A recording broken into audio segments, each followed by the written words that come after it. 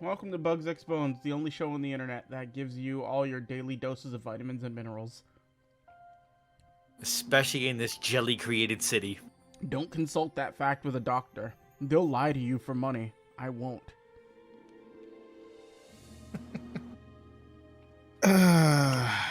Liz, let's start with you today. Oh, you yawned. I assume that was a volunteering yawn. No, that's not a yawn. That's a sigh. Oh, a volunteering sigh. Cool. We start.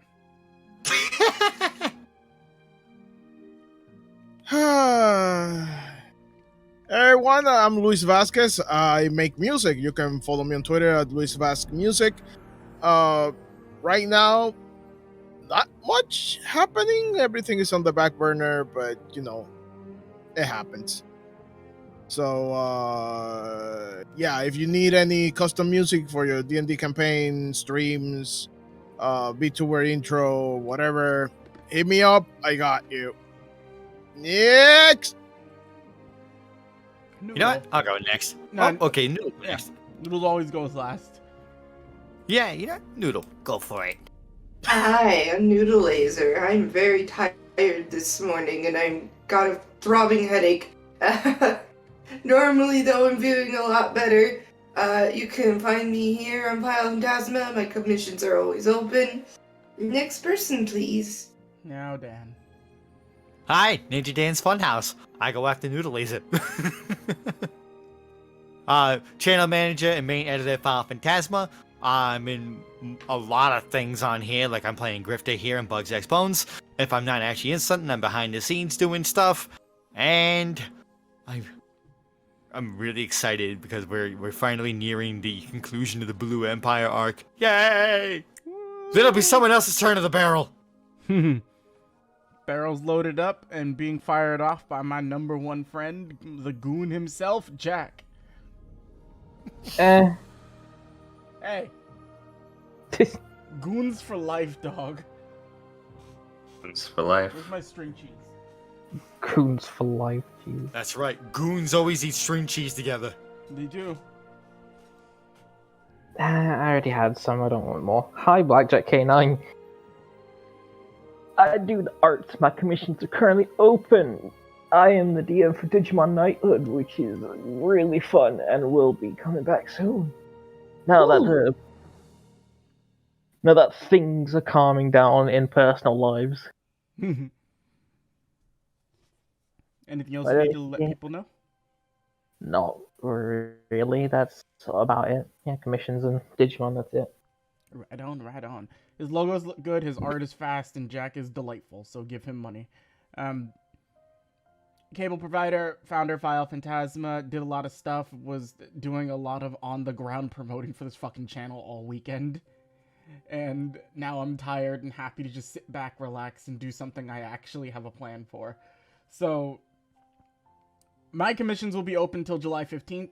I don't keep my commissions open very long, so get them while they're hot. If anybody's listening to this, if you know somebody this, go tell people on Twitter about it. Because I did not give out everything I wanted to at this convention, for a select number of people, which I'll make known later, I will actually be doing discounted rates just for a little bit. Until the amount equals what I have left over for cards, then I'm going back to full price. So if you want something good, now's your time to get it. Because I like money. I'm not gonna make this cheap forever. Give me your cash.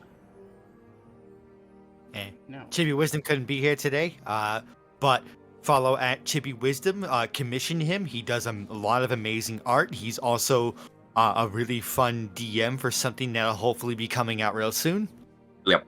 Realistically, like, Chibi would probably take a commission for, like, you know, yard work if you paid him enough money to do it.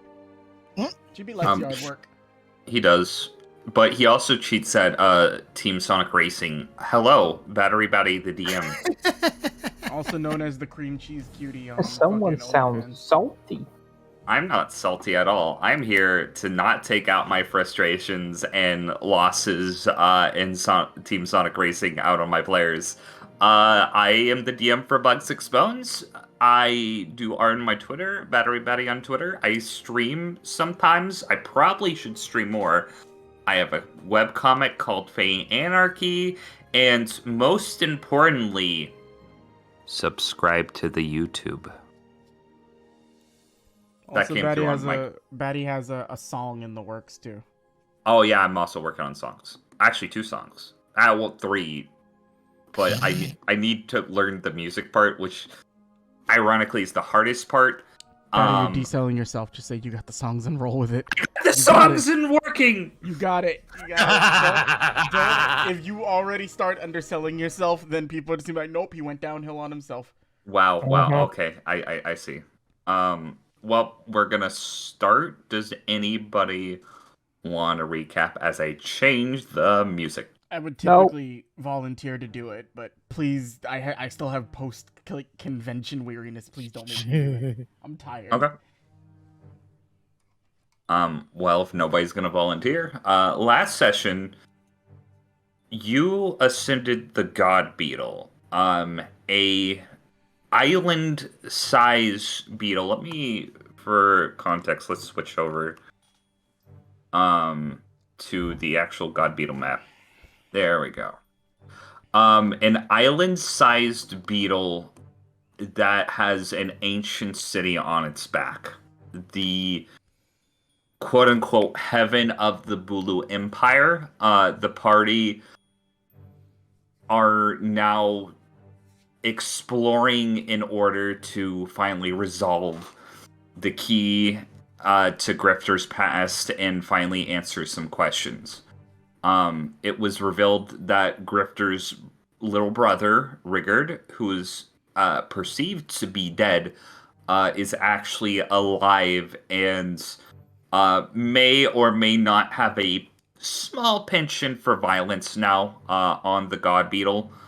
Also, somewhere, the party was escorted through the city by a small metal pill-shaped jaguar mascot that went by the name of Jim, which kind of weird for an ancient civilization to have a quote-unquote mascot, but we don't have to worry about that right now. He's truly outrageous, alright? He's truly, truly outrageous. Well, That was for Minty. She'll never Minty would be proud. But yeah, so you guys made your way through the city, encountering an old nemesis in that of a Nin-based sniper by the name of Cougar that manipulated bowling balls into being high artillery fire. You guys had a very tough battle, almost lost Leanne, but at the last second, Dustin was able to pull through and take her down before she caused any more damage. You just opened the airlock on this bitch. You just sent her flying out into, like, nothing. Making their way to the tallest tower in the city, the party entered what is known as the throne of the Bulu Empire, a giant elevator that leads up to a place where nobody knows. But during the process, the party was separated. Only people with the aforementioned spinal pieces of the Blue Empire were able to enter the elevator while everybody was separated. Elevator. On the ground, it is Tonbo, Seox, and Dustin, as well as most of the NPCs. As the last session ended, Darrow showed up, saying time's up, with a spinal piece of himself. And he is here to try to resolve the situation regardless of whoever stands in his way. Now, I said we were going to enter initiative, but before we do, just to kind of set the scene, you're gonna Leanne's gonna come up behind you, Tonbo. She's gonna hold one side of her nose and snort out some blood.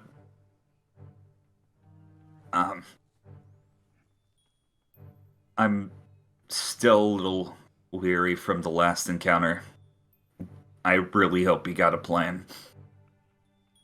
Leanne wouldn't need to roll insight on this, but like Tonbo is probably like rummaging through his bag or something, like just since it seemed like we were gonna be here until Grifter got back. So he's just eating something, Patty. He's got like half a piece of like a ration in his mouth. Hmm? Oh, yeah, we'll be fine.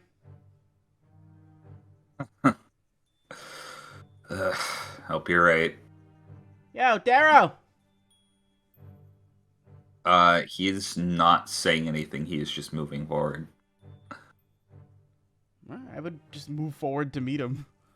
Okay. We're gonna get to that in a second, but I want to cut to Coco and Grifter real quick. Mm-hmm. And we'll get to that in a second. That's not what I want. That's the scary one. So, Coco, Grifter, TL, and Neelam. You will all start ascending the elevator. It is a glass elevator, so you can see below if you so choose. But if not, you guys are just going upwards. I will have a take a peek. Okay. You would actually see Darrow walking towards the party. He has something in his hand. TL, care to explain why your crazy ass uncle is here? I mean, from what I'm aware, he's trying to prevent some sort of prophecy from happening, so maybe that. Don't worry though, if he manages to get by our friends, I can, maybe talk reason with them. If he gets by her friends, it's because he's killed them. Let's hope it doesn't come to that. There's You only better three hope possible that- outcomes. Genuinely speaking, TL, I don't mean to hurt you or offend you, but if he harms any single one of them down there, he is not going to live. I understand. Hey, just so we're clear on that. Okay. Looks quite stressed out at the moment. Great, and now this is happening. Grifter immediately just sits down and puts his bag in front of... He's got, like, his bag between his legs. He's rummaging through his stuff. Okay. Well, time to get this ready. What are you doing now? This is just another precaution. Let's see. Coco, do you have a bowl? I'm sorry? A bowl, you know, like a cat bowl. No. For what to have stew? It's basically like just part of like this camping stuff that we would have like just gotten ahead of like before we even left for the island. For Okay. I would assume. yeah, it's I would assume then yes. yeah, it's basically just like stuff that you'd have prepared for like being in like in the woods or the jungle. You know, if you're getting ready for rations. We don't normally like role play like eating stuff. Mm-hmm. That's like okay. Bowl here. Let's see, I have something to. I can use a knife handle to grind it up. Crypto's gonna pull a little baggie out of his bag. And he's going to take 2 out of 3 of the tablets in the baggie and put it in the bowl. I haven't had to use these since I got them in episode 14. And I'm gonna start grinding up these little tablets. Okay. Little precaution. Good thing I have an empty syringe. Coco, remind me after all this is done that we should definitely bail Truffle out of jail. Hey. going to take the ground up dust of the brain blast drug tablets, put them in an empty syringe with a little bit of water, close it up, and shake it up. Like, okay. Don't look at me like that, Neelam. You never had to use any sort of illegal substances to deal with a problem? No, actually. I think poisons are less direct. Poison? Oh. Here's the thing. This isn't so much lethal as it will. Depends on his tolerance, I guess. Let's just say whoever gets in our way, whether it be Darrow or, well, just in case, hopefully not, Rigid. We'll just give them a bit of a trip. Just don't stick that thing in me. Amusing as that would be, this is not for you.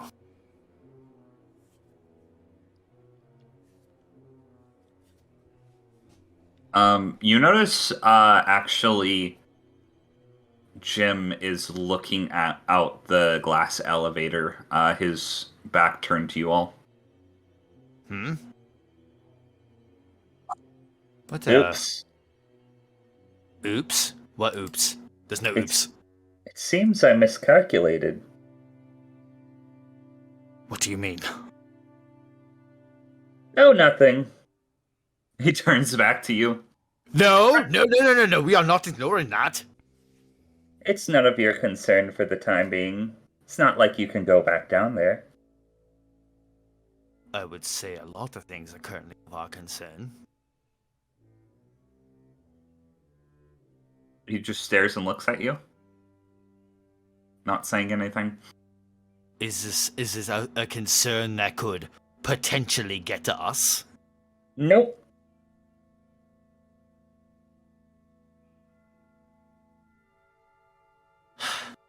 Jim, what did you see? I wouldn't worry about it. Oh my god.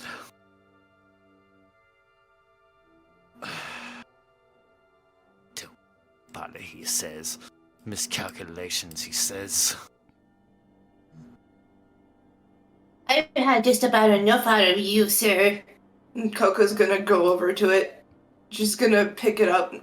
Like, how small is it, Daddy? It's about 3 foot. But when you pick up, it is actually very heavy. But considering Coco's strength, you can lift it up easily. She's gonna, like, hold it by the throat. She's gonna try to intimidate it. Roll an intimidation check.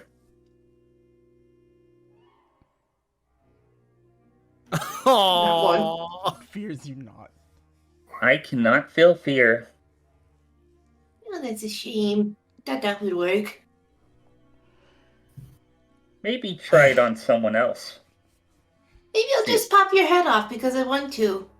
You can try. I never thought you were against destroying ancient items and whatnot. I have my suspicions about this thing. I am your humble guide through the city of heaven. That's keeping secrets from us. Correct. If one of these two are your future god or whatever, why would you be still withholding information? Because I don't want anything to go uninterrupted. 2. Why would an ancient civilization have a mascot in the first place? It doesn't make sense. Well, Mascots are a recent concept. I guess we were just modern for our time. Likely story. I don't believe it though. To put it down. Noodle roll have Coco roll an insight check for funsies advantage. 20. Ooh. Yeah, this thing is definitely hiding something from you. You don't know what it is, though? Hmm.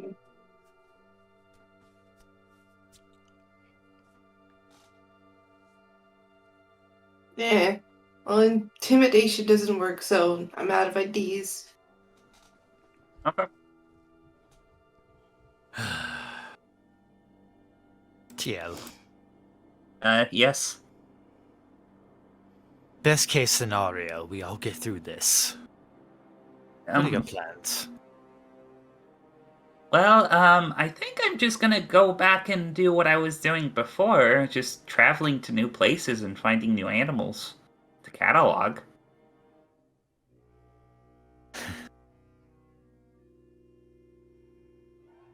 That sounds like a fun idea.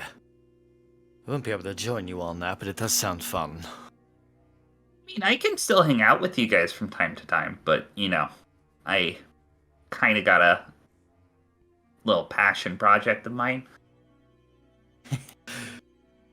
Well, from what you showed me, it seems like you already got some of what you were looking for.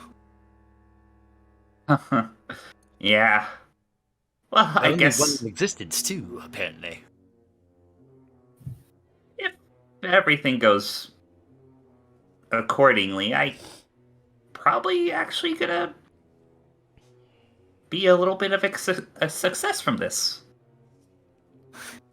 And you get published first. Ah, that shouldn't be an issue. No.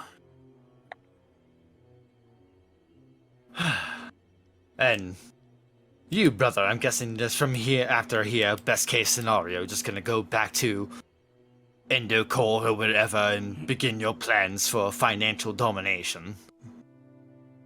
Oh. Well, one of those two things, yes. You don't have Endocore anymore. You could say that. Who owns it now? I'm taking a different avenue. Oh, it's being liquidized. Along with the other organization there. Or the remnants of it. Are they truly gone? As far as I know. Yeah, that's one less concern. Frankly, that was my bigger concern. Hmm.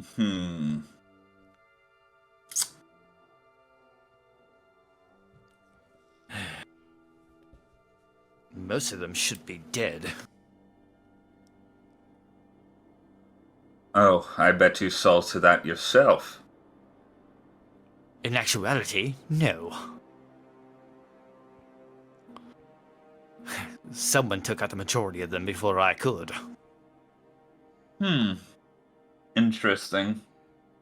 Although I did have a hand in making sure that someone took care of that blue-haired freak that was with you.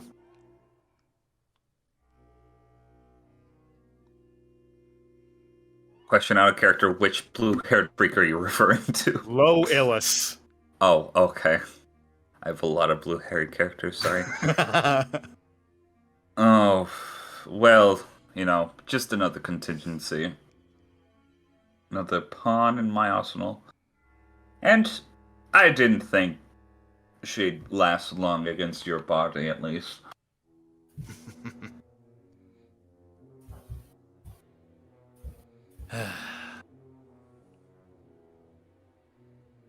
Man, she had it coming for a long time from what I've heard.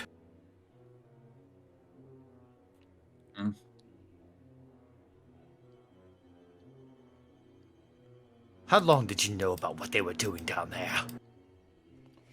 Me personally, it wasn't something I caught on till a little bit later when I actually took hold of Indocore, but didn't really take me long to find. They're not really the most secretive bunch. Well, Sonny Braun wasn't exactly the brightest of them. Somehow hid under Batara's nose for all these years, but, grieving and whatnot.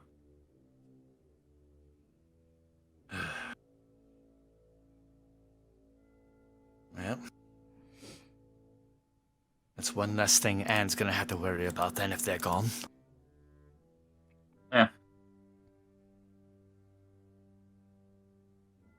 Keep focus on the task at hand, Grifter. The task at hand. Ascension to godhood, and whatever the hell that implies. It's very vague, isn't it? You have to be prepared for anything. I usually am. And what I'm not prepared for, I deal with on the fly. Let's hope your instincts are better than those of my men. Your men. You know, if what I heard is correct, Rig killed most of them. Really? Well, he is a bear. Let's hope. For our sakes, let's not.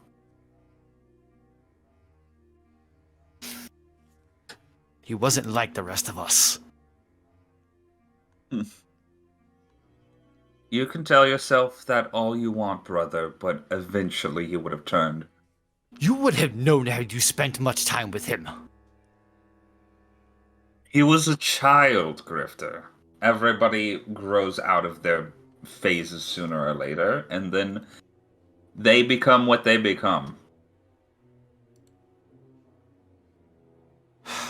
Happened to you, it happened to me. Mintaka, father. It happened to me because it was forced upon me. Brother, it was forced upon all of us, but your nature would have taken over eventually, even if it wasn't for father.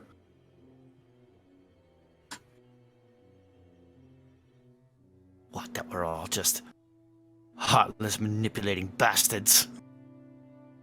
Oh, well, that's kind of a savage way of putting it, but I suppose you're right. No. No, I don't believe most of them would have turned out that way. Sure. Maybe if I had been firstborn like you, I'd be looking at things differently also.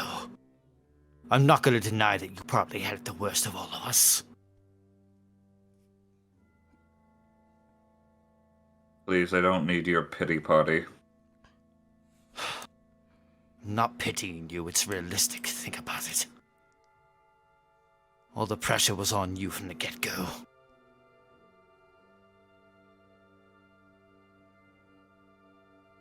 So are the tripes and tribulations of being firstborn, I suppose.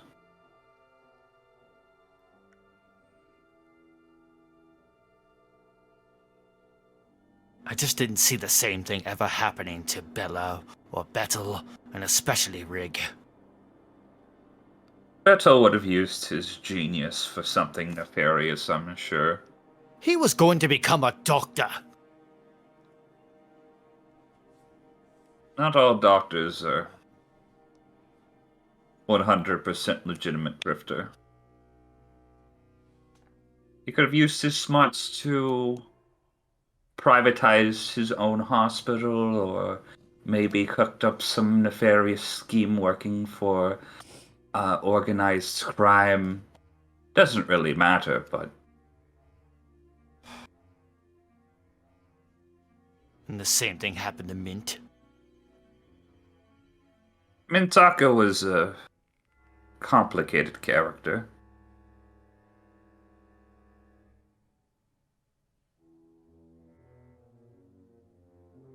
I couldn't tell you more without having to divulge some of my own memories. My own are scarce anyway. Sad that the more recent memory I have of him is having to hold bags for him at a shopping mall. You know, Grifter, I could return every single one of your missing pieces back to you. So you are the responsible party for this. Yes, well, Thus, why I have gaps in my own memory. That's how my ability works. I take away something from your brain, and I also have to take something away from mine. Well, not take away, more like cloud for the time being. And of all the things that you sent me along the way, a photo of a dog. I couldn't even tell you if I remembered that. But I probably did it.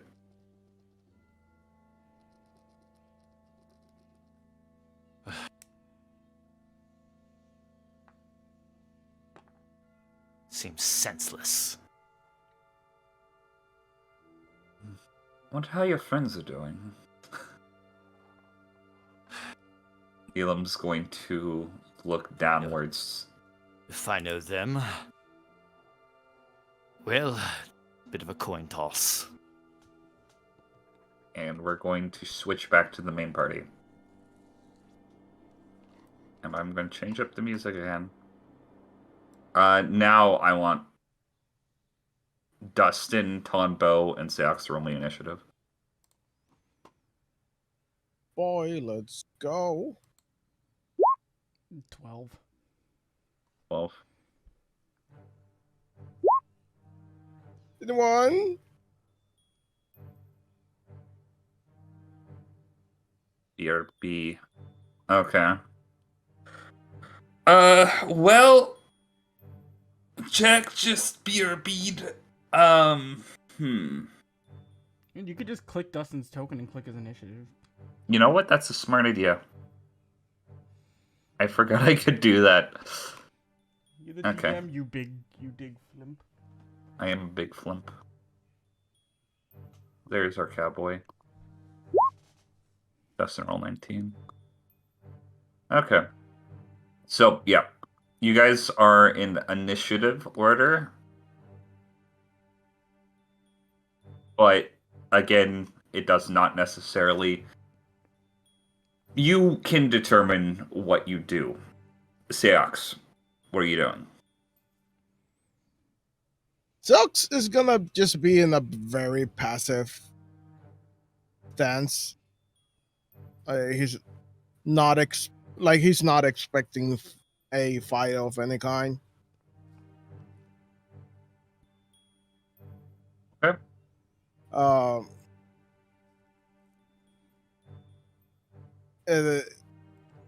I guess. Let me see.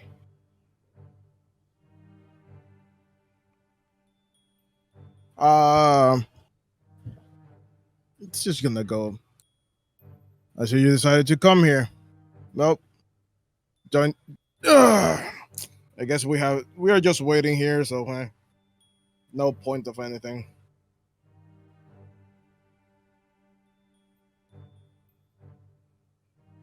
Dustin, what are you doing? I don't know if Jack's back. No, I'm here.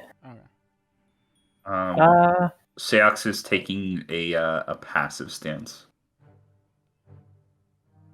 Yeah, Dustin's just gonna be standing there, hands in pockets, just like clearly they're in his like coat pockets, and like he's doing that thing where he's showing that he has his guns by his side, but his hands aren't technically around them because of that. So it's just like non-threatening, but still like he probably has something up his sleeve in case he tries something, but he's trying not to be Aggressive. Yeah. Where is Darrow on the map, Patty? Oh, there he is. I found him. Okay. Yeah, he's right on the other side. Coming towards you guys. Okay. Hanbo Kamakiri, what are you doing? Tonbo's still eating, would get up and start making his way over towards him. Not like rushing, not like walking. Well, not like just like he's just got like his bag slung over one shoulder and he's just like casually moving up. Oh. And then just like,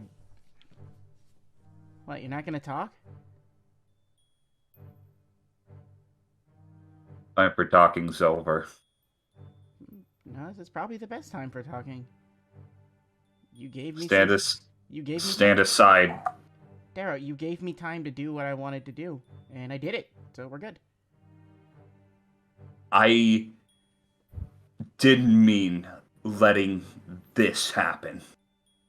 Is this what you saw in your vision?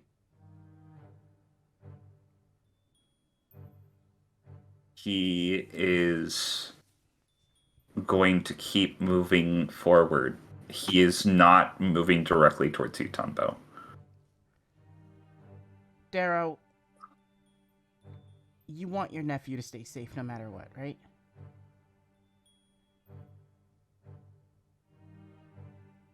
I guess that's my big ulterior motive, yes. Well, and I would say Darrow, if he looked at Tonbo, he would see something. I don't like how you go about it, but I understand it. That's your nephew. I get why you would do everything to protect him. It's the same reason I do everything for Grifter. And, like, as Tonbo moves a little closer towards him, he'd, like, look to Darrow with an actual, like, there's no, like, anger or, like, it's just a completely sincere face. Neither one of us wanted to lose somebody, and you gave me a chance to make sure I don't lose Grifter. So, in response to that, I made sure nothing can happen to TL. What do you mean nothing can happen to TL? Well, really, Grifter did a big portion of it. Look, but you give me just 2 minutes and just, like, I don't want to keep yelling from halfway across, like, a city. I'd say at this point, you guys are about meeting halfway. There's not really a need for initiative right now, actually. Yeah. Leanne is going to move, though, in front of the gate to the elevator. If you want to move Tombo up, you can. Okay. Dustin, Seox, either one of you guys got the walkie-talkie on you? I got one. Yeah, you mind just, like, asking if you can run over? Gonna be around here and toss it to. Thank you. So, Dara, what I did to make sure TL would be okay, and I want you to know this, I'm not protecting TL just for you. He's had it rough, and he doesn't deserve to let this be the final part of where his life ends, especially for people he just met. I couldn't in good conscience let anything happen to him, even if you didn't, like, give me a chance. So I made sure to put every amount of, like, my full disposal to keeping TL safe, and Grifter put the icing on the cake. And Tombo's gonna gesture over towards Victoria. Behold the icing. Psychic girl. Yeah. Before, I have to ask you this. I don't need you to tell me what it is you saw with Victoria.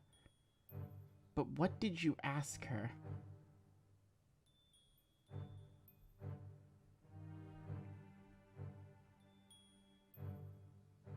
I asked her for a missing piece, A missing... and it was given to me. A gap in my own knowledge. Did Neelam take something away from you? No, it was something that I realized that I cannot tell you. Because you think it'll affect our decision on how we do things, right? That and something more important. And I can't really say much more than that. Well... is it you don't want to, or you really can't say it? I could tell you right now.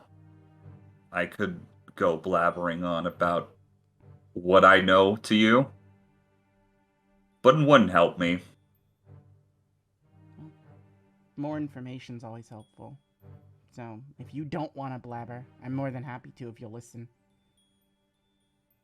I have a question for you, Kamagiri. Shoot. Why should I trust you? Why should I let my nephew's life be in your hands? Tombo's gonna look, and he's gonna walk up to Darrow and take his hat off, and actually like gesture for Darrow to take the hat for a second. Do you know what that hat is? Darrow's gonna like be really confused, but he's gonna grab the rim of the hat. Do you know what this hat is, Darrow? No. Look at the tag on the inside. He's gonna flip it up for a second. There'd be a little patch in there that says Mitsu, but then over it would be another patch like sewn on top that says Tonbo. This isn't anything bad. Are your bugs still in it? They're on my head. Okay. Darrow would very he knows that you keep your bugs in your hat, so he's just kind of keeping his face to the side, and he looks in it. This hat is the only thing I have left of my family. My mom. And it reminds me every day how much I can't even say what I would do to get them back, or what I would do to just see her again. I know that if the situation were reversed, I'd be asking you the same question, why I should trust my mom's life in your hands. I understand what it took for you to give me time, to make sure I don't lose the little bit that I was able to find for myself.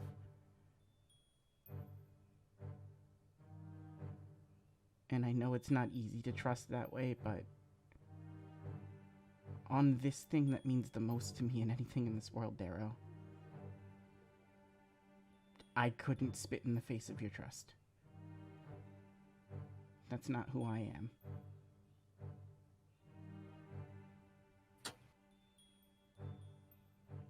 He's gonna look at the hat for a little bit. Gonna let out sigh. Do you have the walkie-talkie present? I do. It was actually a part of the next step with this.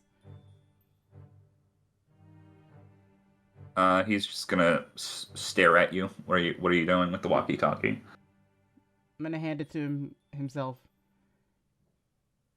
If you want to know, you don't have to take my word for it. TL should have the other walkie-talkie, or at least it should be somewhere where he can respond. So you don't hear it from me, and you hear what TL heard.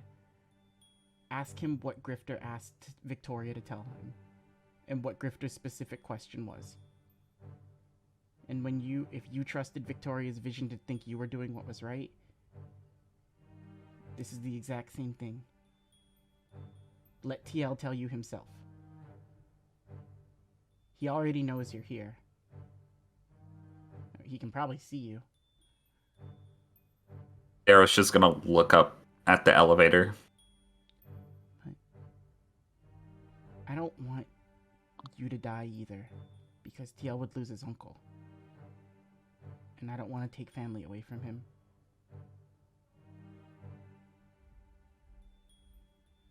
It's only when you really know how bad something hurts, Darrow, that you try to make sure it doesn't happen to anybody else. And sometimes there's not a good reason why you do it. Sometimes just not wanting to hurt somebody is enough.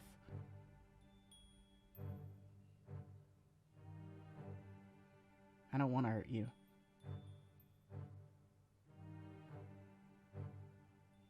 Darrow's gonna look at you, and he's staring you dead in the eye as he turns the radio on. In the group that's in the elevator, who has the walkie-talkie? It'd be in Grifter's bag, so it would definitely go off. Hello? Darrow's voice. Grifter's just gonna walk up and hand it over to TL. This might be for you. Really?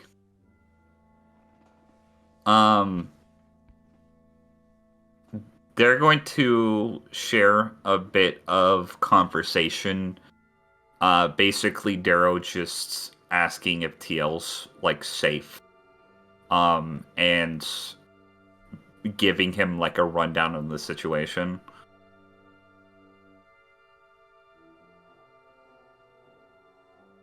Darrow is going to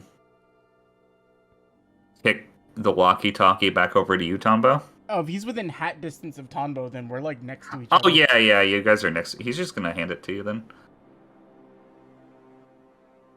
I know it's not a lot, but I thought at least if you could talk to him, you could hear it from his own mouth, what we asked. What Grifter asked. Grifter wanted a vision that showed him how everyone gets out of here alive. Which realistically, that was probably the smartest thing to ask. All of you used visions. I did. I actually don't know who else did. I know me, Grifter, and Coco have. Zayox, Dustin, have you guys used a vision from Victoria yet? No. Nuh-uh. Alright, those two. You see. Well, funny enough, actually, and I point over to Leanne, you killed her and you were about to kill me, but this was in a cabin in a woods, like, I think I might have been seeing a vision of, like, a thing Terrence was fucking with me with. I don't know if I don't think it was actually you. Did the vision come true?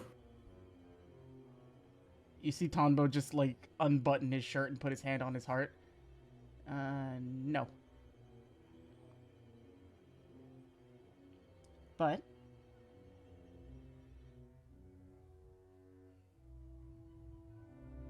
I think that these visions are supposed to be either suggestions or things that we're... Sorry, I have a lot of background noise coming in right now. Fucking neighbors. Yep. It might have come true if, like, that's what I saw. Like, if it was Terrence doing the, thing. He messed with my head on Island, C. He actually made me see him. He actually made me see you crushing my dad's skull. You didn't kill my dad, right, Darrow? No. I killed a lot of people, but I think I would have recognized somebody that looks like you.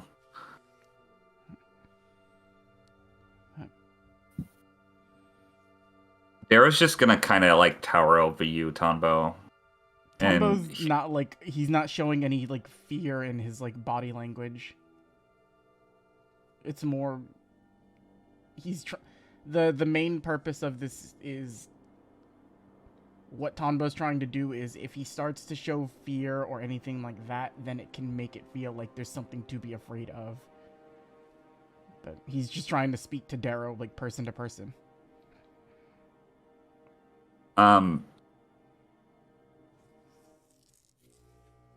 If your friend's visions can fail, then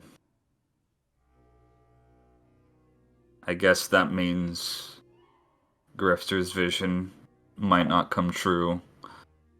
And you see him like just with a very intense like gaze, but then his body is just gonna relax.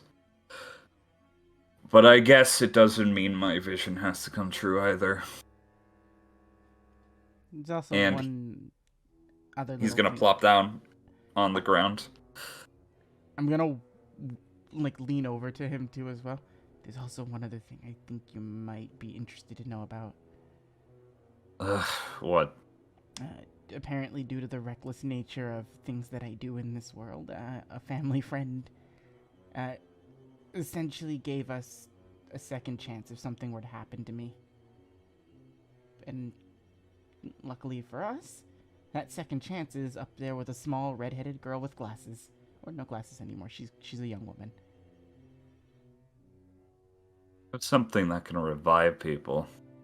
If the situation were to call for it, but I had a long talk with TL and told him if I even get the slightest inkling that he's going to try to do something like that for someone else, that I would personally knock him out and send him to Island B myself. And Tonbo's just gonna sit next to Darrow, and then he's gonna look up to him and then just, like, smile with his, like, standard Tonbo smile. Isn't it weird the crazy shit you go through for people you love? Yeah, tell me about it. Do we have to fight? Or are we good? I don't think there's anything I could do to stop whatever's gonna happen from happening anyway, so I guess there's no real reason for me to intervene any further.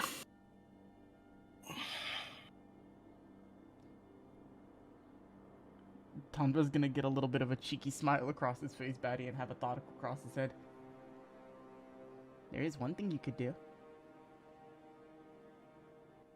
What? You could give your nephew your blessing. Let him know you believe in him. He's just gonna start scratching the back of his head. Oh. Come on. What means... I could tell TL I believe in him all the time, but from you? He says you're dangerous, but he's had nothing but nice things to say about you. The kid's misguided, but I'll guess I could give him a pep talk. The kid loves you. He's just gonna hold out his hand. And Hondo's just gonna smile, then he's just gonna, like, wave to Dustin and Seox.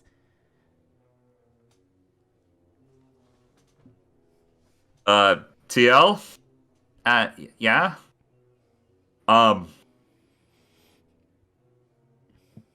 Don't die. You can do better than that. I believe in you. There we go. You're gonna see like TL like on the other end, Grifter, and Coco, and he's just gonna be like holding the walkie-talkie really close to his face, and then you're gonna see stars start sparkling in his eyes, and he's gonna get really excited. He believes in me. Oh, I I'm thought he was happy gonna start for you. ugly crying. I thought he was going to start ugly crying. Oh, tell him you're going to get published. I'm gonna get published. Awesome. I don't know what that means. Oh, he's gonna He's get... gonna be he's gonna be featured in magazines. Really? Yeah. Oh shit.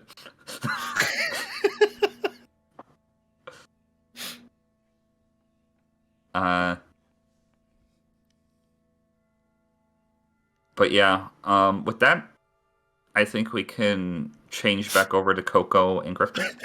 Okay. I'm actually happy that worked. Yeah, I am as well. Oh. He being right next to him now, like, TL, I'm very happy for you. You know what? Now I know for a fact we're gonna finish this. I'm gonna get the Bulu Bullfrog published in premier science magazines all across the world. Coco, you're gonna get your findings discovered and become famous. And you, he's gonna point to Grifter. What do you want to do? Live a nice, normal life. That's pleasantly boring. That's the best I can hope for, yes. Well, I wish you luck. Well, in any case, if it gets to go that route. Well, I doubt you'll be coming to the wedding. Like you would have invited me. You have no idea the amount of things that Tonbo is willing to do to have a nice family wedding. I'm almost certain there's gonna be a place card for you. Walkie-talkie cuts in. No. That's Cable, not Tonbo. Ugh, I would have made the room so much more drab anyways. I have more important things to do than go to weddings. Well, do what you will. Just know, there was an invite there. Oh yes, let's invite my older brother that murdered the rest of our family and set the estate on fire. You're very forgiving, brother. That's where you're wrong. But here's the thing. Until I know for a fact everything that happened, how do I know you're not lying to me? Oh, well, I'm a bear after all, so Yes, I guess so am I. But even I've turned a different leaf. I'm never turning a different leaf, brother. Until I know for certain what actually happened. I have my doubts on everything that you did. Well, if it annoys you that bad, I guess I can show you right now.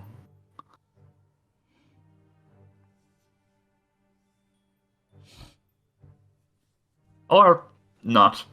He's gonna turn and sit in the middle. Unfortunately, if a nagging feeling in me turns out to be right, then the only conclusion is that I did it. Oh, trust me.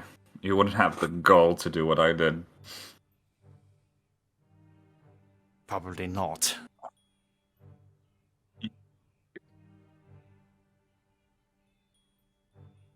But I've had my own visions.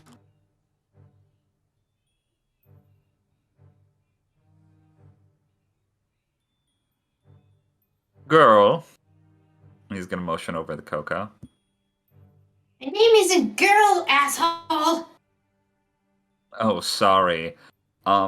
Anthropologists. Closer, but you're still off. Why do you hang around my brother? What about him amuses you? I don't think it's an amusement, Mr. Bayer.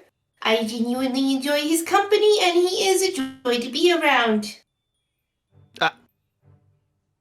What?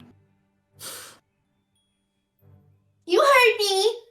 Even Grifter's taken aback by that one. Wow. Oh, I didn't think I'd hear my little brother getting compliments like that. You Yes, just keep talking, don't you? Suppose I do. Was that all you had for me today, Mr. Bayer? Just curious. Coco and I Okay, have gone good. through quite a bit over this half a year.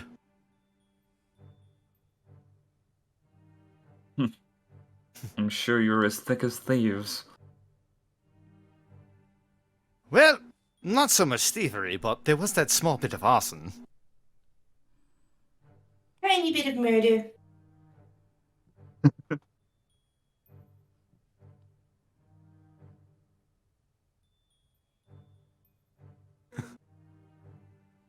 Okay. Yeah. That sort of thing is quite unavoidable at times. When was the first time you took a life, Grifter? As far as I know.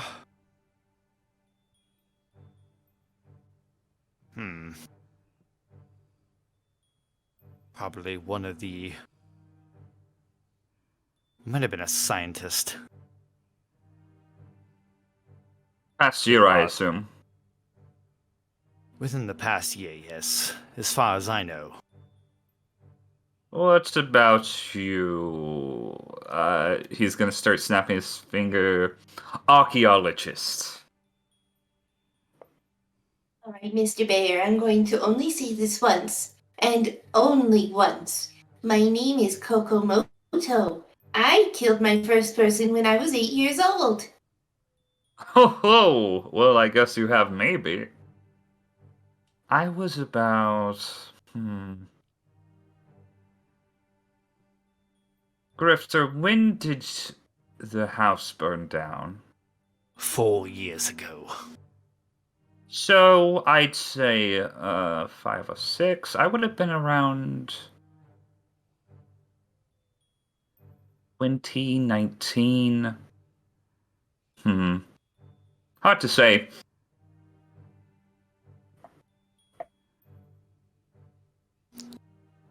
You would have actually known who my first victim was.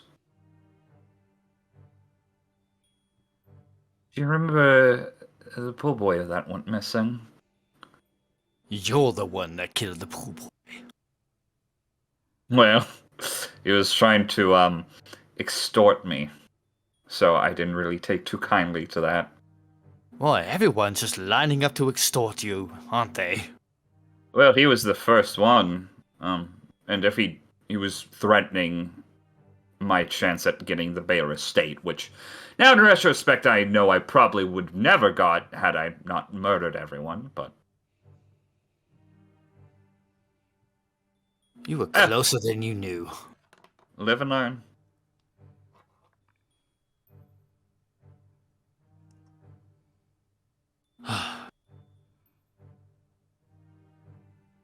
You would have definitely got it. I don't think Father would have given it to me on principle. You said it yourself, I'm too much like him. Doesn't like a copycat, I guess, to rule the estate. I would say that would be his own failings there.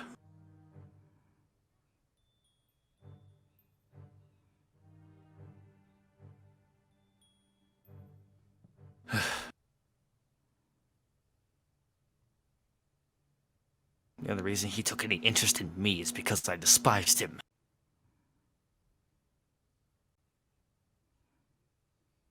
Funny how that works.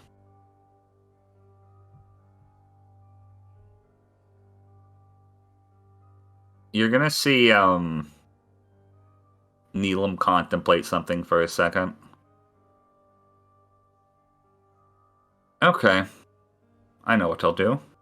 I'll give you all your answers right now, brother. But what are you going to provide for me?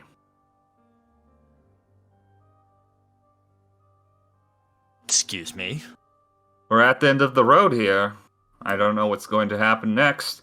And you went on this entire journey to find out what really happened. And just like that, unlock everything. Well, see, here's the funny thing about my ability, as I was saying before. My memories are locked up with yours. I didn't want to be in this predicament, but I'd rather know as much information as I can before we go into this final chapter of our story. But if I gave it to you after, all this trouble you've been through, feel a little bit anticlimactic, wouldn't it? So at the same time, you're taking a chance on getting to know everything yourself that you can, just in case the inevitable happens, and, well, if unfortunately you were to die in this situation. Believe me, I'm not going to die. I refuse. Oh, just because I refuse. Well, there's something we have in common. I also refuse to die. Part of my nature, I suppose.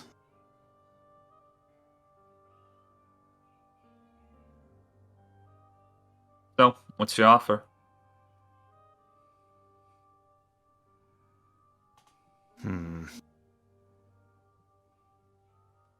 An offer to get his memories unlocked right now.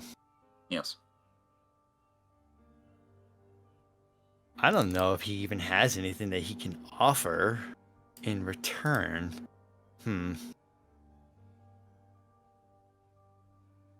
Set maybe a couple things. And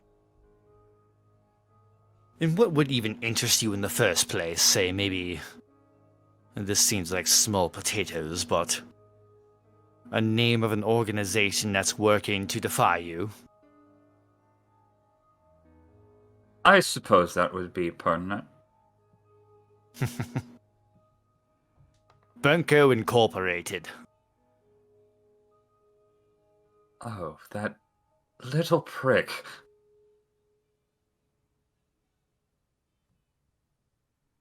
I met Mr. Francis Marlowe myself. He's a bit of an asshole. Yeah, he'll have that impression on you. We had quite a delightful back and forth, him and I. And his goons.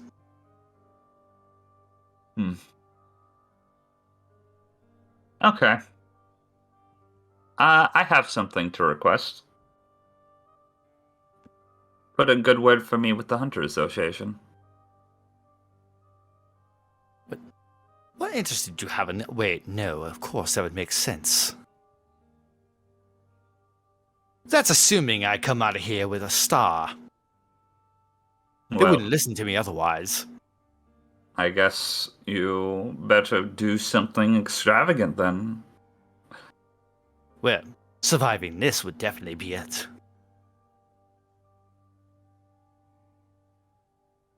Okay. He is going to stand up.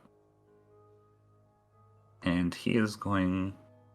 But only if every one of us make it out of here. Otherwise it's meaningless. Yes, yes. Now come here. Provide you with everything you've ever wanted. Well, if I had everything I ever wanted, I wouldn't be here in the first place.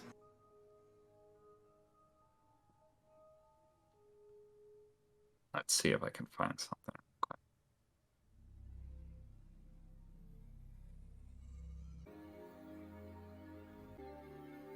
Yeah, this is good.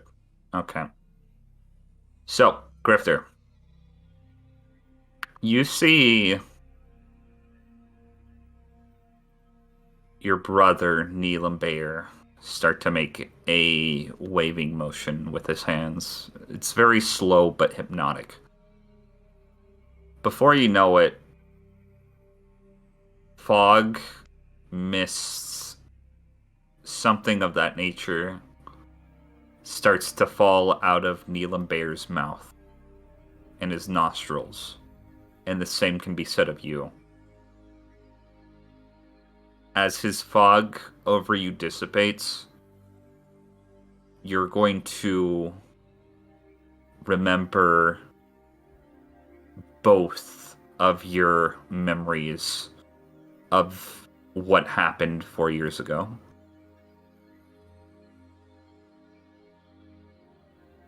And we're going to switch! you cheeky. I have lasagna. Dustin What's made a that? lasagna in the middle of camp. I was hungry. Okay. I got bread. Wait, We're back. So, as Grifter is in the elevator about to have his memories returned to him, we joined everybody back down on the ground.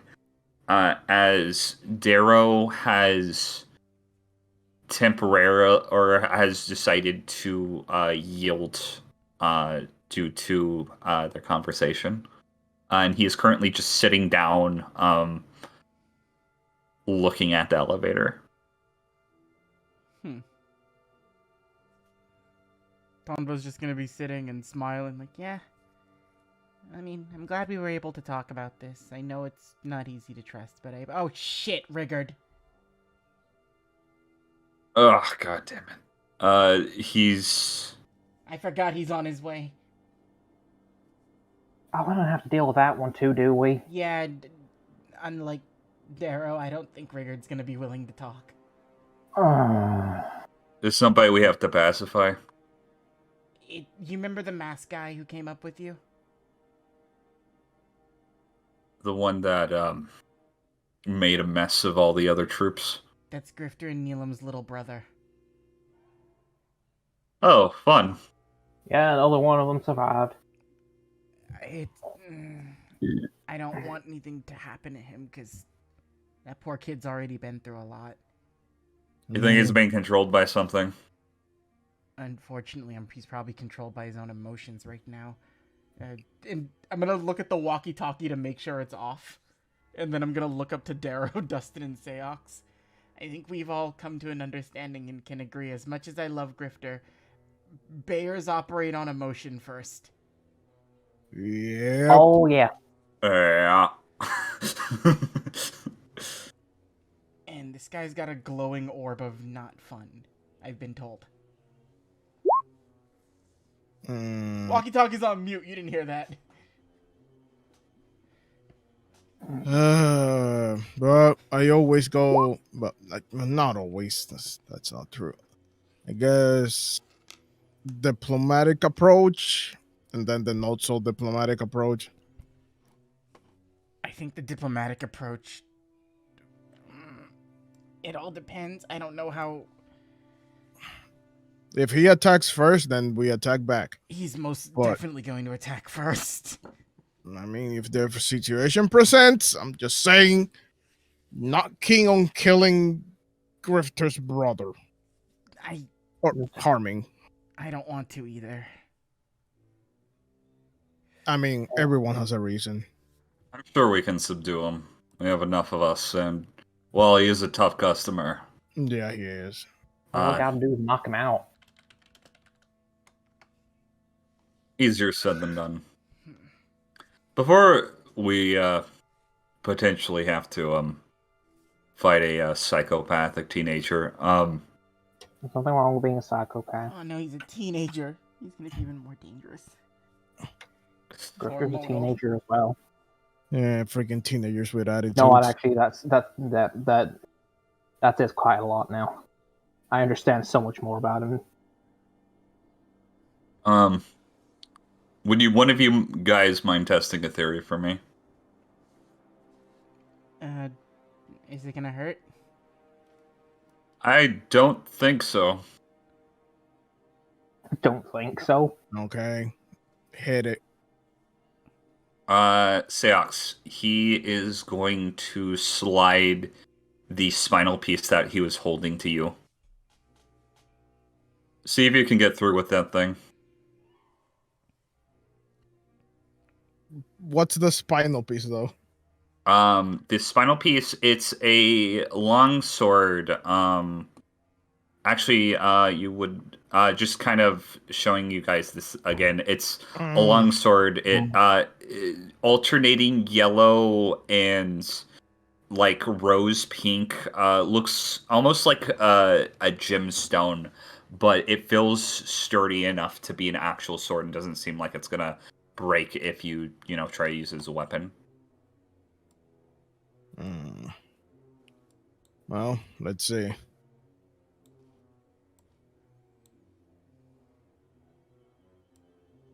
So Once I'm crossing by Leanne, I'm just gonna like whisper, "Be ready for anything."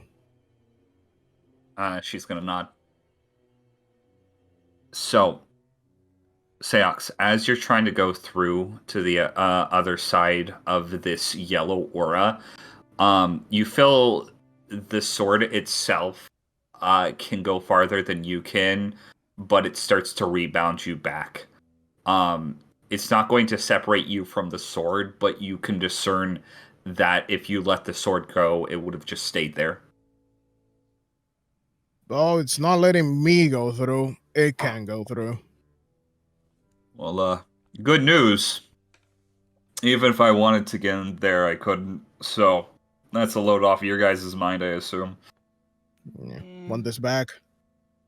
Nah, well. doesn't really matter at this point.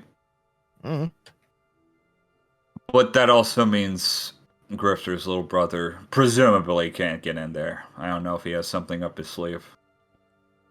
The little thing that led Grifter up there said Rigard was on his way. I don't know if only potential. Maybe it's only either bears or something specific. No, then Coco wouldn't have been able to get through. Maybe whatever happened already, I guess. I don't know. Or the elevator's moving and there's just nothing for them to go through on. Yeah, I wouldn't be surprised if the condition was the elevator. That'll be interesting. Now that the potentials are going up, there's no one can get on. This is kind of like this whole thing. The trials looks like more of a competition, and the thing was getting to that elevator first. Still. Sayhawks, you've seen Rigard before, right? Yeah, I have. How bad do you think it's gonna be? Range doesn't matter. He has those orbs, and he was merciless. So if we start fighting, it's all out. Every Nen ability has a weakness, And everyone can be overwhelmed. If it comes down to it, try telling Rigard Grifter is up there. Not Scythe and not your brother. Say Grifter. That was a name he got from Rigard specifically, and it's something only he or Rigard would actually know, unless he told somebody else about it. I only know it because Grifter, he did the whole hairpin thing, and we got to see each other's memories. I just freaking hope he doesn't think this is all his fault. No, it's their stupid father's fault. Yeah, we know that. But a teenager with attitude, who knows how his mind is?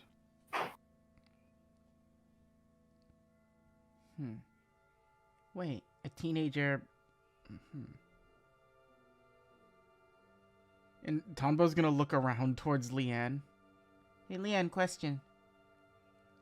I'm all ears. If Coco went on a rampage, how would you subdue her? I personally would try to deliver a swift blow to the back of the head, but knowing Coco, she's probably not going to go down after that. So, try to restrain her somehow. I've thought about this a lot, but don't worry. I trust her implicitly. Oh, no. Coco's an angel. Damn right. Angel of death. Still an angel. Yeah, Also we thought right. of the same thing. Weird.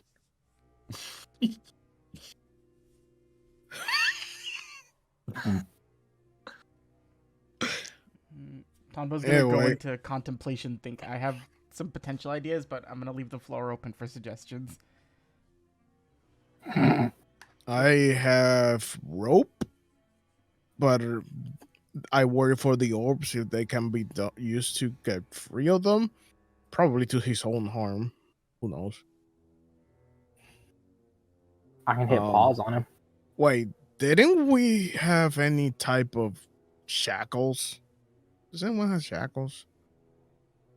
Grifter might have shackles. Of course. What do you mean pause, Dustin? Well, I said pause. I mean, I can slow him down. Huh. I'm gonna look around. Hey, Mindy, Mimsy, can you guys come here? They're gonna both walk up. A Rubik's Cube would do anything. A picture of a dog wouldn't do anything. C4? Maybe. Hold that. I have an idea. It's stupid, but it's fun. Okay, I'm gonna look towards. I'm gonna look at Dustin and then look towards Seox and like. You think we could easily trick him? Hmm. Mm. I don't know how Mimsy's ability works. If you could make like. It would. I wish it could work, because then it would be like a fuck you to Terrence too.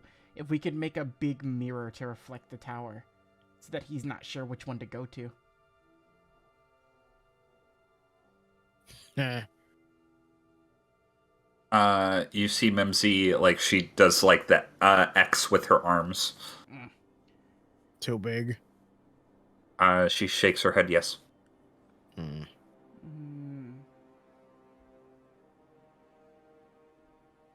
I guess it's manifesting only things that size around the size of a human tops, or things that a human can use.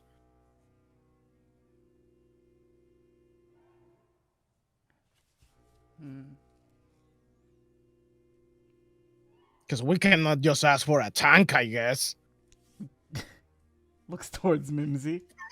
Mimsy, like, looks like she's, like, climbing something that's big, but, like, as she gets to the top of it, she falls off of it, comedically. She was climbing up a ladder. Mindy, do you think you could make some sort of like obscuring weather, so that maybe it'll be harder for him to see? I think this is possible. I'm sure it would make Dustin happy. Oh, I know it. Dustin, just play along. Don't bring me into this. Dustin, this is life or death. You have a fiance to get back to. He'll understand. I didn't ask him to marry me. Oh, I know what that face means. You have an adorable angry person there. I see how happy he makes you.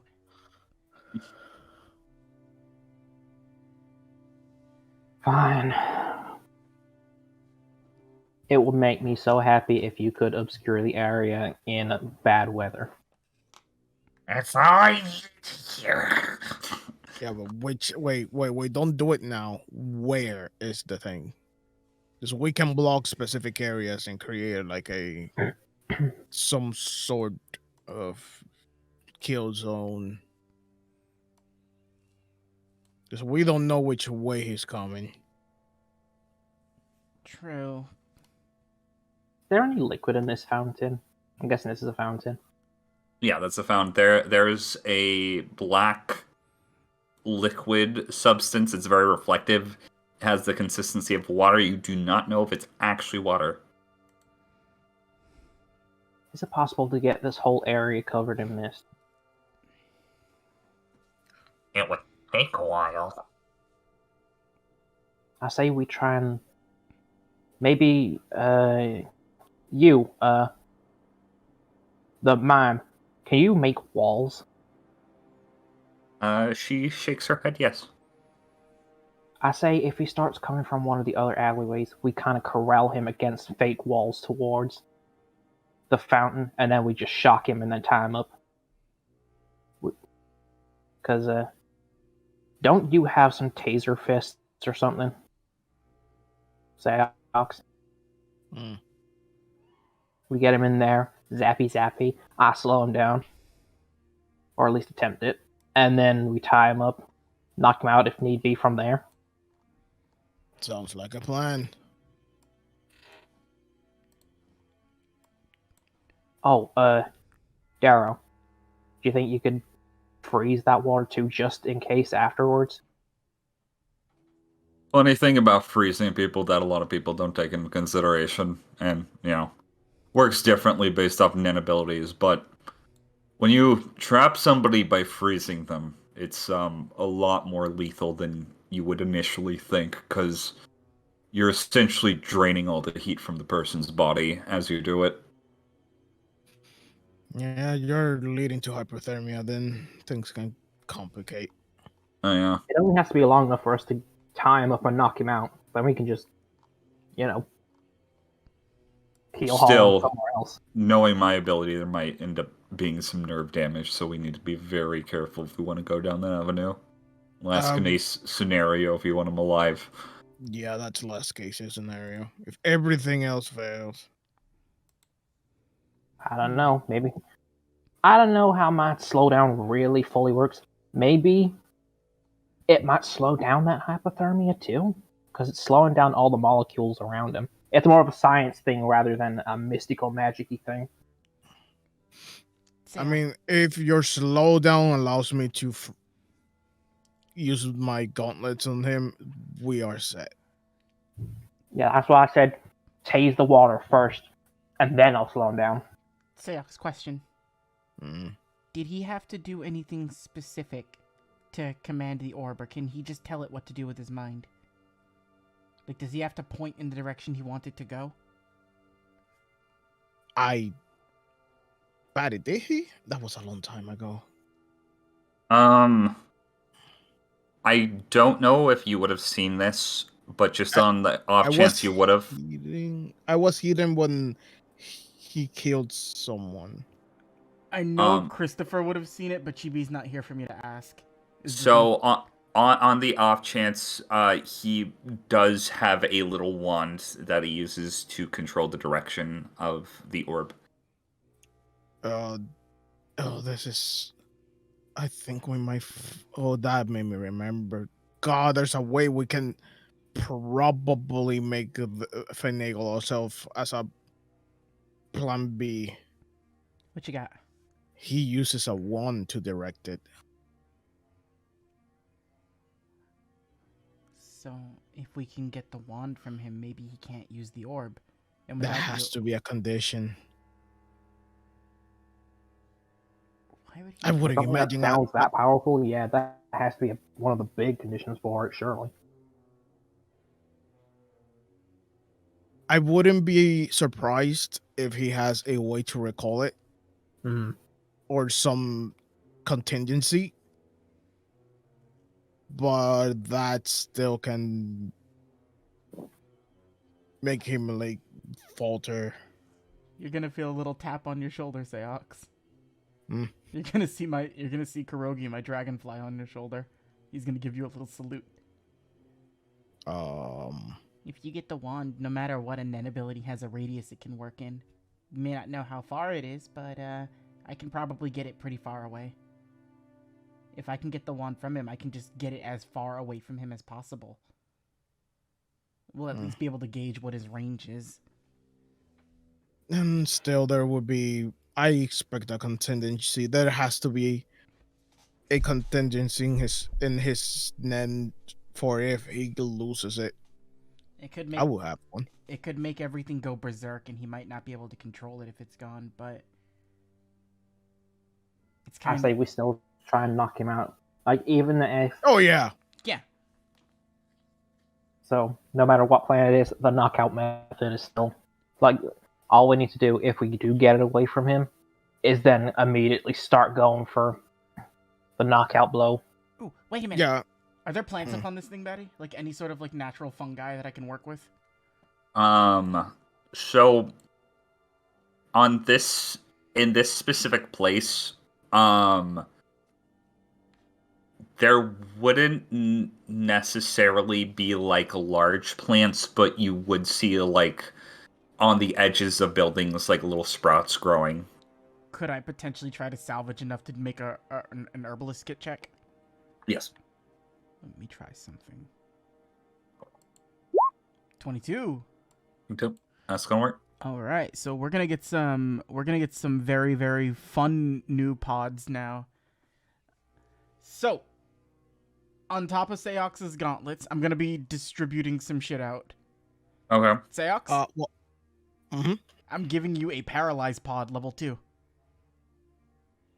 Oh. Jack? Mm-hmm. I'm giving you 2 sleep pods level 2.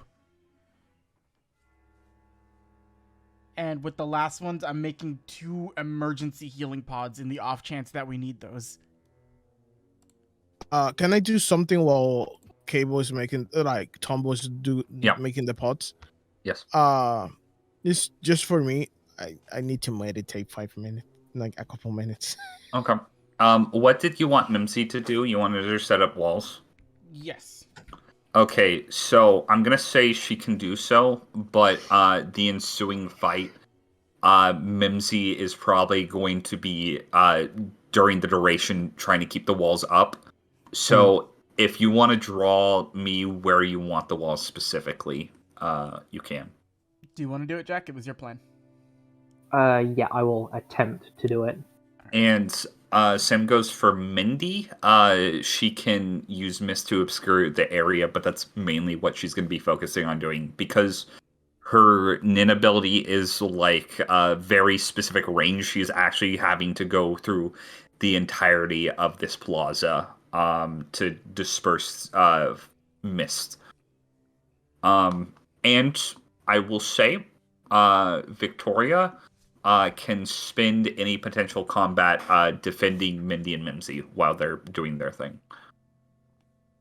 Do you think that's like maybe Victoria with Mimsy and then Bisky with Mindy maybe? If you want to do that way, yeah, sure. Well, I'm asking Jack and Louise like to see what everybody's thinking. That's just a suggestion. Fuck it, I'll freehand this. I'm sorry, you'll have to say that again. Leave Victoria with Mimsy to help protect the walls, and Bisky with Mindy to help protect the mist. Alright. Do you like that idea too, Louise? Mm-hmm. Okay. And finally, the piece de resistance to all this comes in the form of Leanne. How bad does she look? She looks like not the best, but she stands up and she's ready to do whatever she needs to. In mechanical terms, she is fully healed. But like in character wise, She's fucked up. She's just a little bit fucked up, but you guys helped her get back to where she's standing on her own 2 feet. All right. Leanne, do you think do you only have bear traps that you can scatter around, or do you have other things? I currently only have bear traps. I normally have a bit of rope to work with, but there's not really many trees around here to make any non-lethal traps. Okay. If he's a strong Nin user, though, the bear trap shouldn't actually go through his aura, but might not want to chance it. I don't know how strong he is with Nen. If he only knows how to do one thing, like if we're assuming nobody's seen him do anything else, right?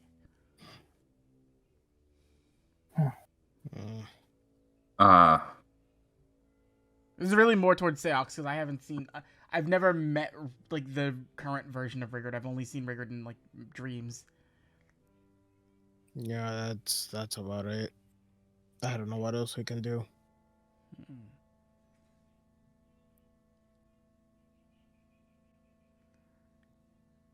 Well, we can only work with what we know and try to be prepared for anything else that might happen. But so to make sure we understand the plan, lure him towards the fountain, obscure him with mist. Once he's in there, try to paralyze and subdue him, then potentially take the stick and get it far away from him.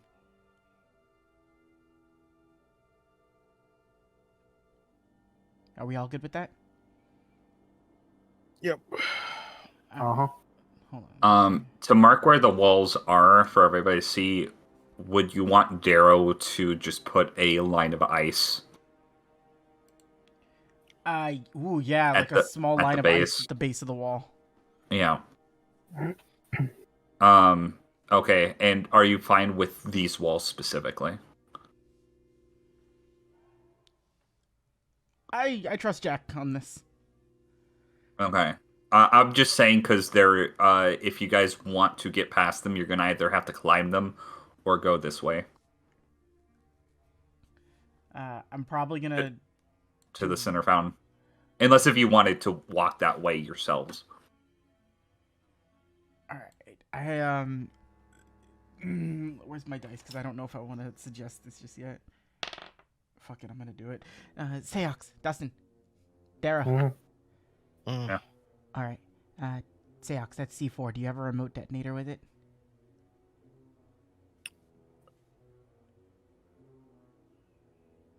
Do I have? I have 3 explosive. I don't remember if I have remote detonators. I'll say for the purposes, you between Leanne and Darrow, you would have enough to make a remote detonator. Should we put Oh. this? Should we put the C4 far away from here? In the off chance he comes here and doesn't trigger anything that happens, we could at least blow up another part of this god beetle, and he might think we're over there dealing with something.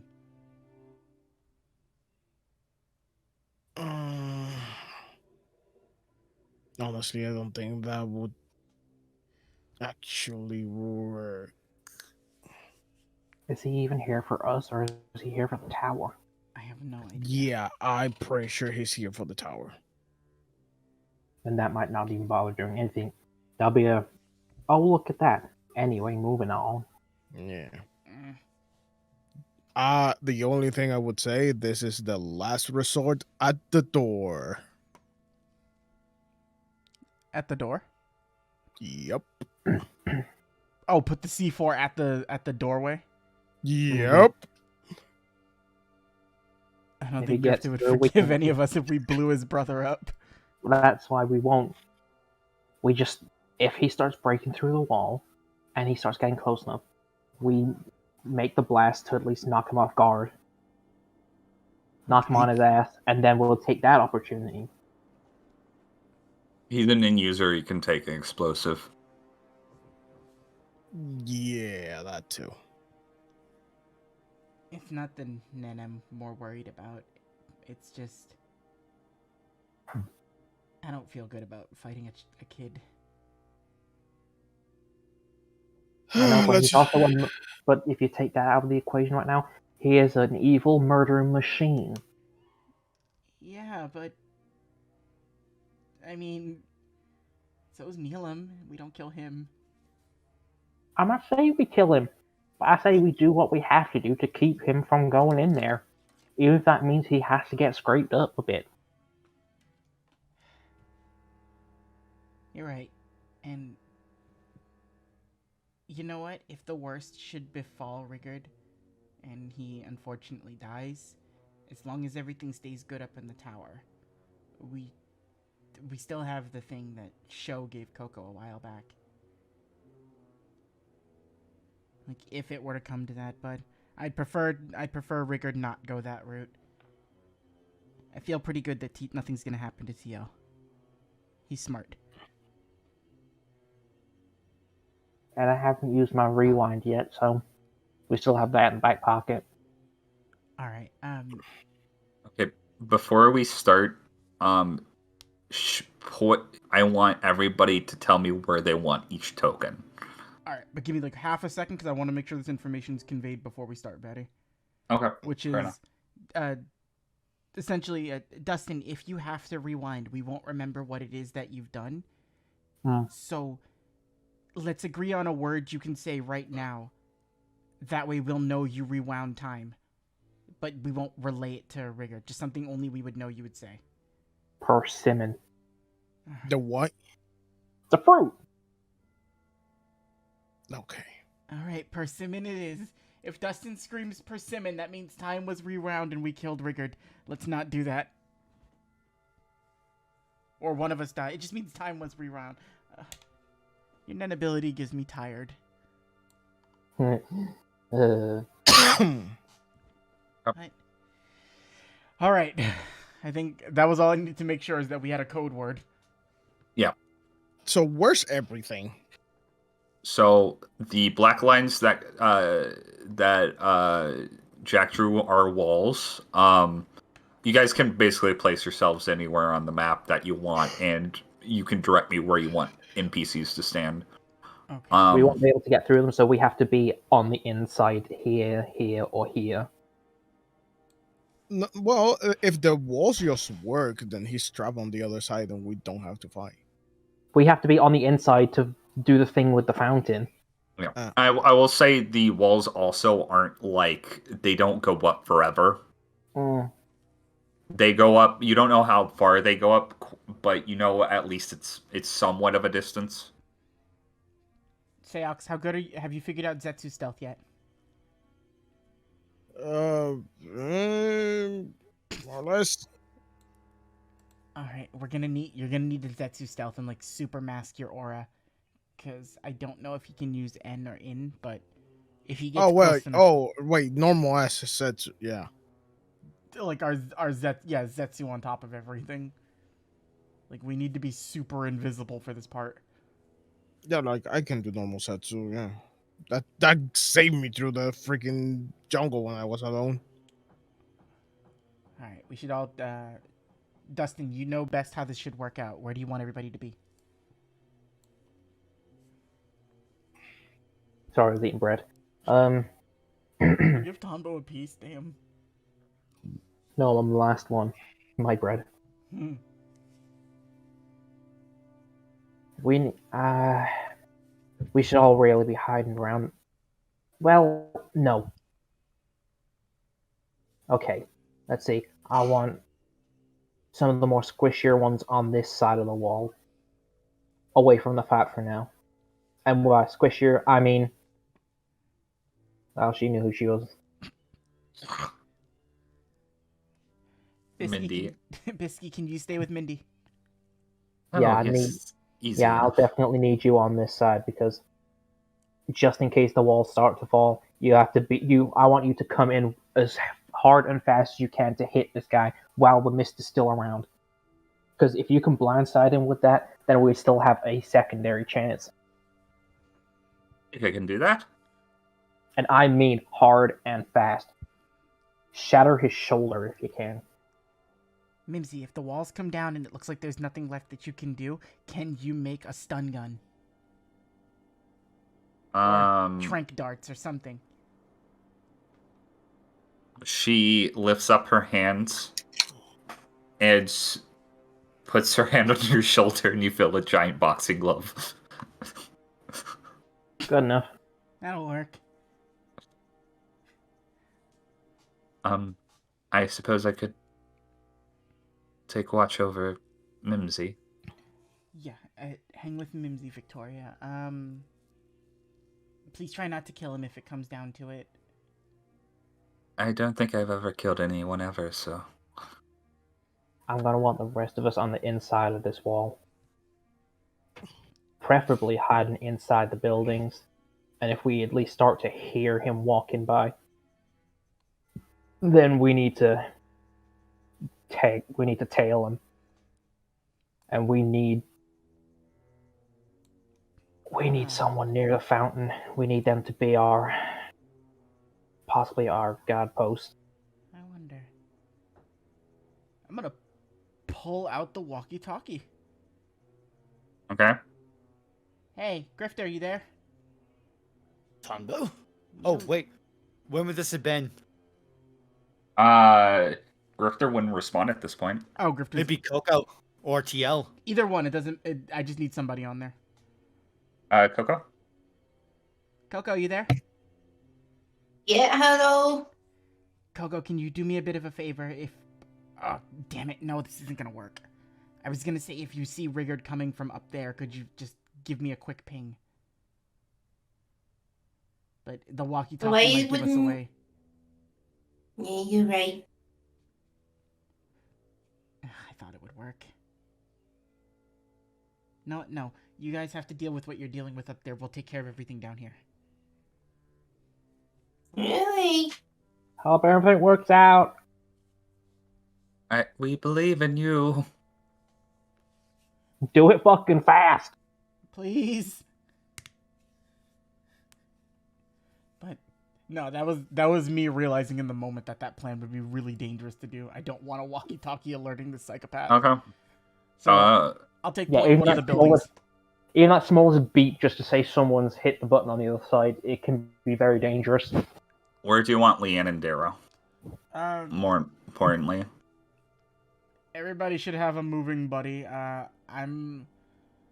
Seox is gonna be the main point, like needing to be hidden closest to the fountain so he can tase Rigert when he gets there. So, Jack, do you want Darrow or Leanne? I will go with Darrow because, like I said, he's gonna have to be like the extra plan if we do need to freeze the water. Because I'm still keeping that as an open option, and I need to be there to tell him to do it. All right. Okay. So Leanne's also confirming, I still have the spinal piece. You do. You do still have the spinal piece. Since it doesn't have a freaking guard, it's since you know how samurai put it, the whole thing in their sides. Yes. Kinda there. I have the gauntlets on. Darrow, what does that spinal piece even do anyway? I don't know. I never tried it out. We'll deal with that after this. Seox, it might be a fun time. Seox, if everything absolutely falls to complete and utter, like, oblivion, what left do we have to lose, just in case? I hate those spinal... Well, no, I don't hate them all. I just hate grifters. Alright, Leanne, let's go take point. Okay. I'm gonna... Where do you want me, Jack?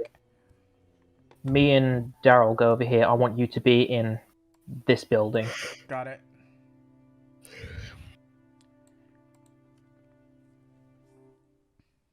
Okay.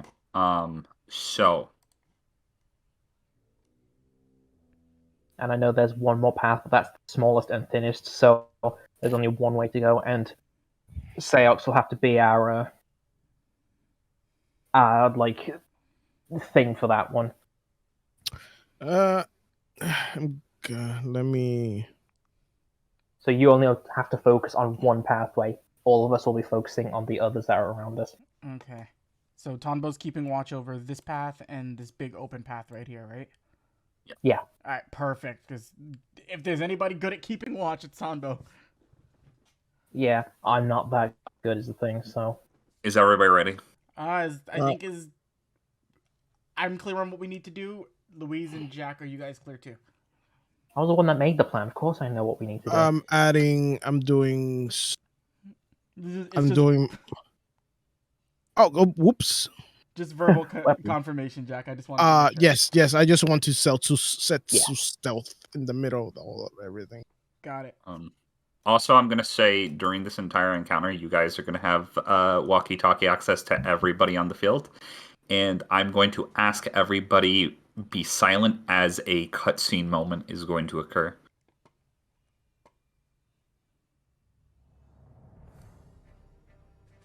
So, Seox, you're waiting patiently in the found the spinal piece at your side, getting ready to what is going to transpire next when you notice a single crack appear on the rim of the fountain.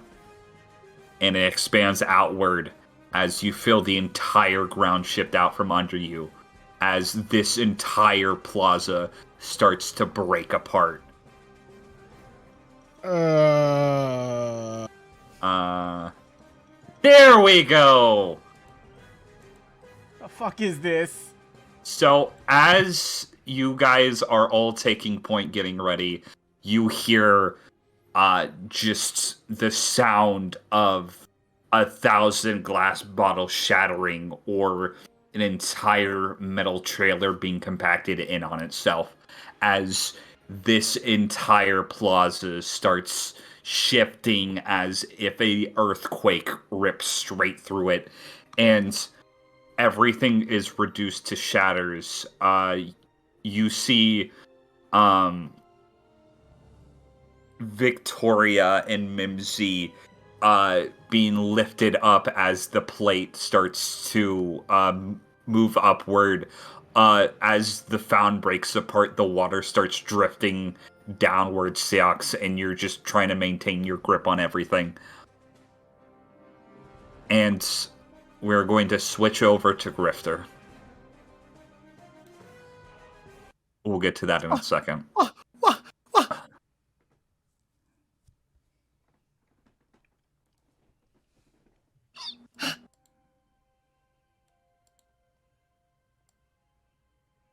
So, Grifter. You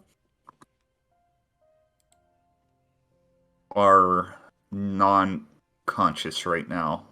At least your body isn't. You're completely aware of your surroundings, but you're not seeing it through your own perspective. You're looking through Neelam's eyes right now.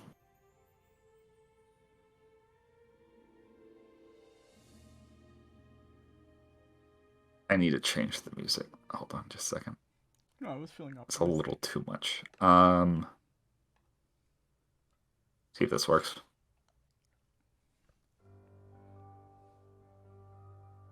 As you're walking through the Bayer Mansion as normal, not paying much mind to any of the waiting staff.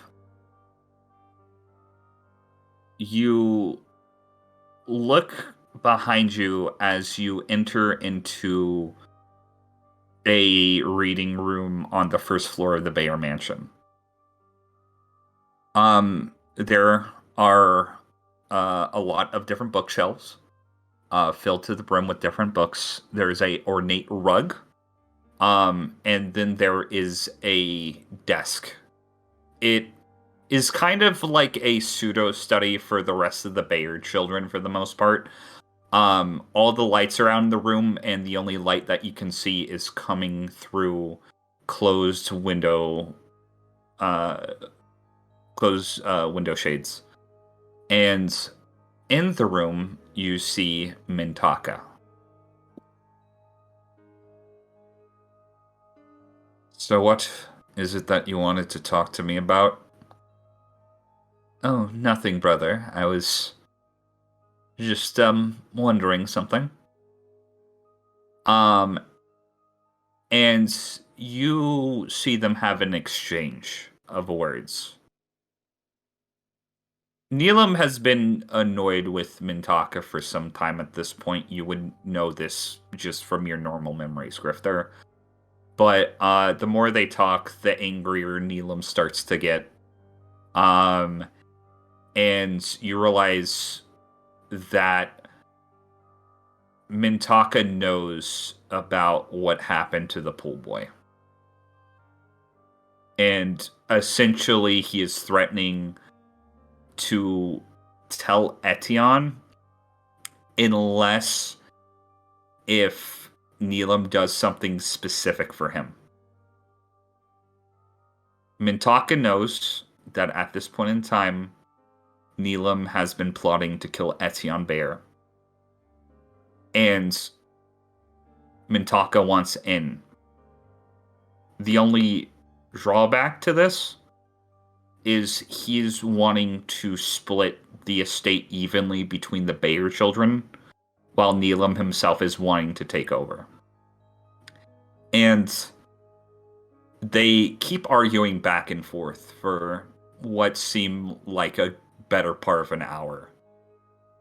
As tension rises, Neelam, without thinking, reaches for a sword that is hung on the mantle.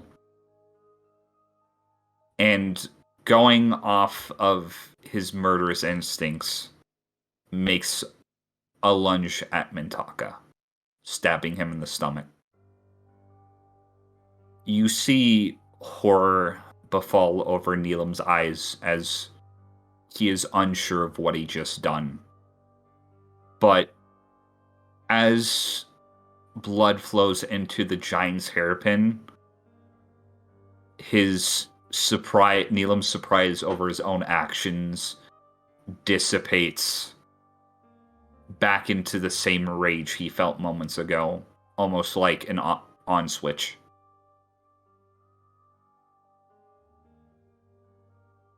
Standing in the doorway is Betel Bear. Neelam moves forward.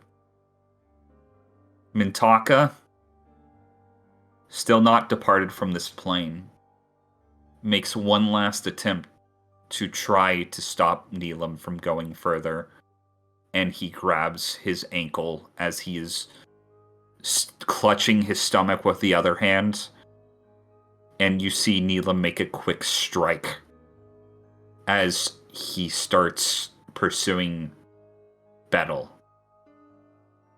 Giant's hairpin in hand, he starts striking down all of the waiting staff as he is charging through the mansion, and eventually Betel, who is trying to run away, trips up, and Neelam's able to gain ground on him. As he turns back to look, the hairpin is plunged through his forehead. And Neelam keeps moving through the manor, taking out everyone who he can see, until he makes his way up to Etion's bedroom, where he plunges the sword into a slumbering Etion bear.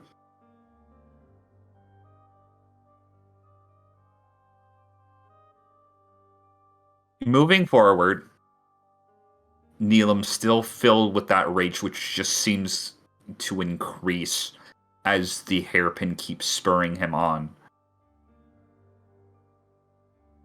eventually makes his way to Etion's main study. Grifter and Bella, not knowing what's going on but hearing screaming, decide to lock themselves in the room to see whatever is going to passes. Neelam rips open the door and proceeds forward, making a quick strike at Grifter. Bella jumps in the way and her throat is punctured as a result. But using her remaining strength, she's able to actually keep the sword lodged in her throat and pull it away from Neelam.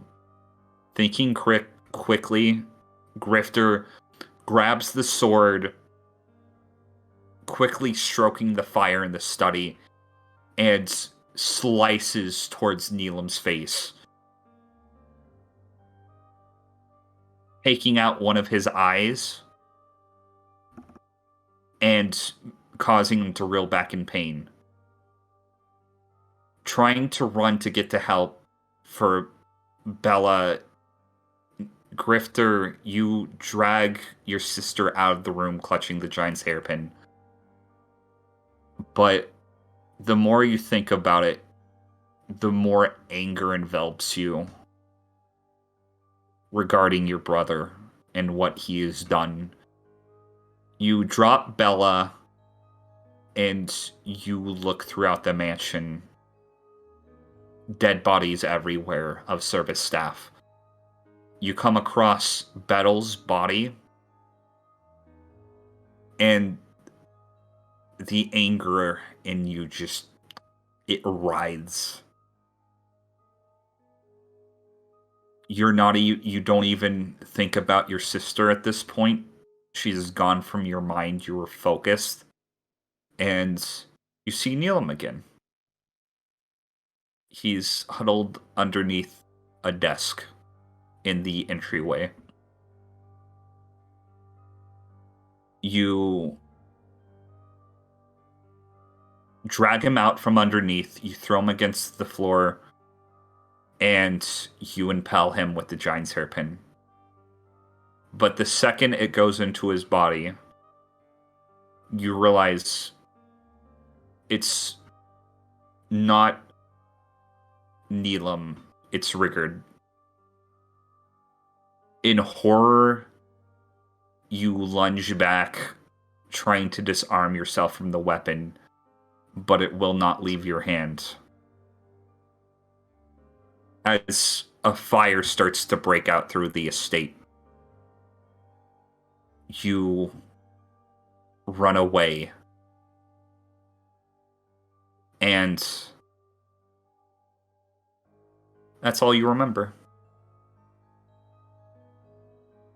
As you fall back into consciousness along with your brother.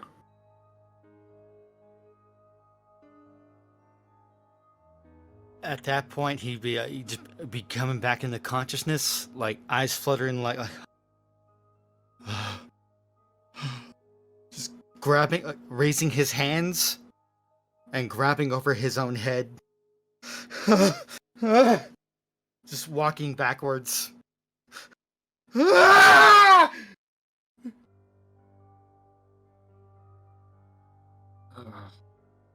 Damn it.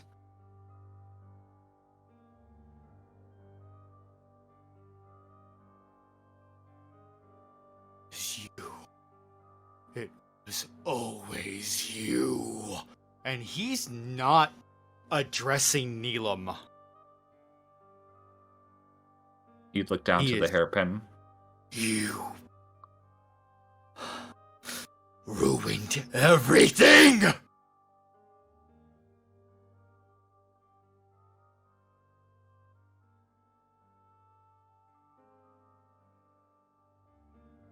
Looking You back on spurred him on.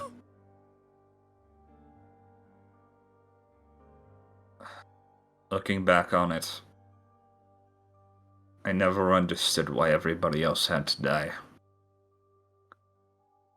Well, I guess that's the only way I could have obtained the inheritance, but Etion died, then the firstborn would have.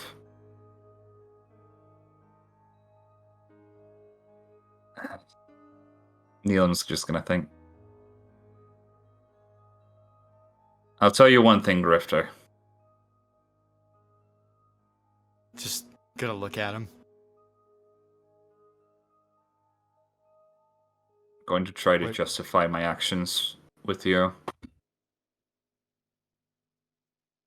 I'll take full responsibility for Mintaka's death. But the rest... He looks down to the hairpin also. The rest was that one.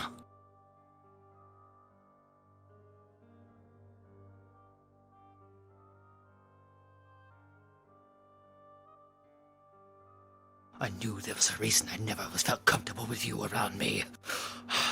That's why I always tried to just keep you away. That's what... It makes sense now. A part of me always knew you were evil! No response. Well... We'll see what happens soon enough.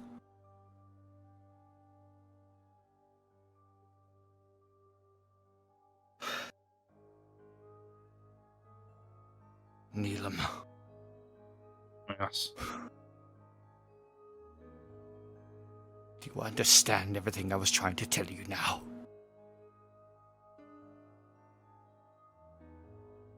I think I do.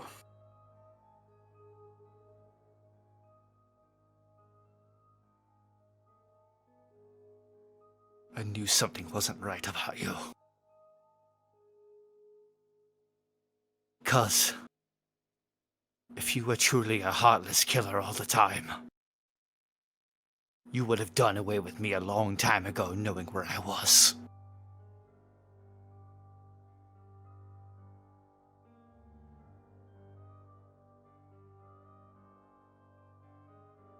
Still a killer, brother. I just guess I have standards. I'm a killer as well.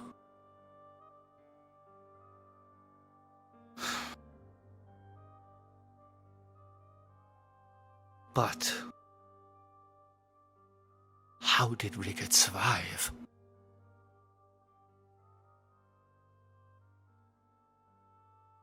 You left after you saw the fire. The wound, I suppose, didn't have to be fatal. He might have crawled out of the estate. I have no recollection of myself saving him. Wait a minute. The fire. The fact that he wears a mask. Could be. He barely... And Grifter's immediately running to the edge. Looking over at what's happening. So a lot of the area is obscured by mist, but you would start to hear the cracking sound. And you would actually hear, like, screeching coming from everywhere. As you notice bits of the ground start to shatter underneath the mist. So something's going on down there. Did you know that was going to happen? I miscalculated. And you didn't think to tell us ahead of time? You couldn't go back now. It didn't matter if I could go back or not. They could have known! Oh. Would you like to know now? Ugh! What is Rigger doing? Other than your party, there are more than 2 living things on the island. More? The God Beetle has many more. And that's where we're going to cut to the party.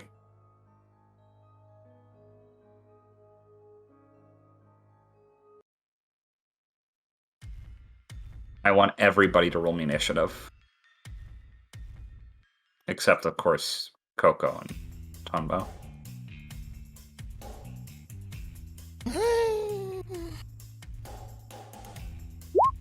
Oh boy.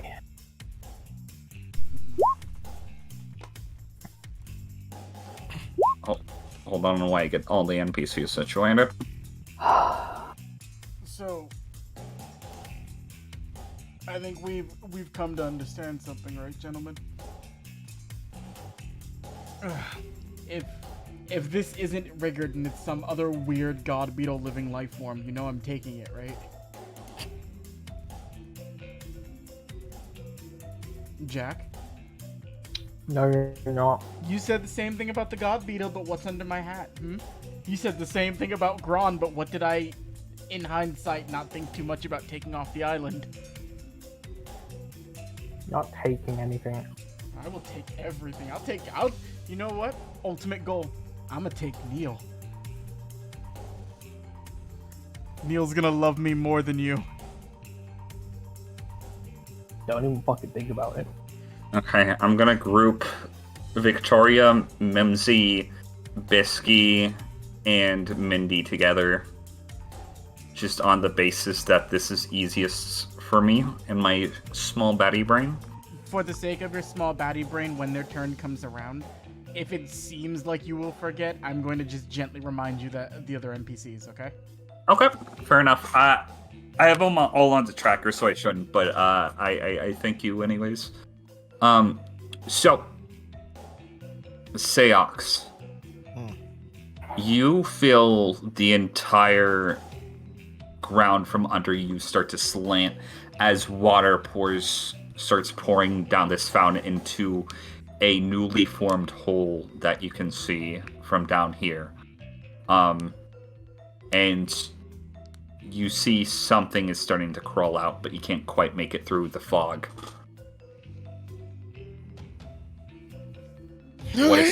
What is Seox doing? Getting out of the way. Okay.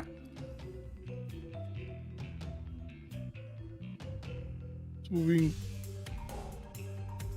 15 feet this way is like, and trying to look back, seeing like what the hell's coming out. Oh, also, I'm gonna send you something real quick.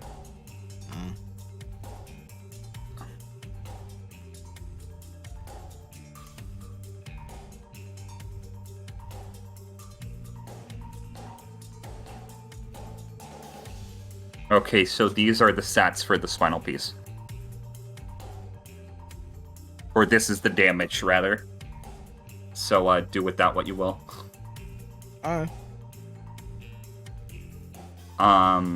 Okay, so does Seox do anything else?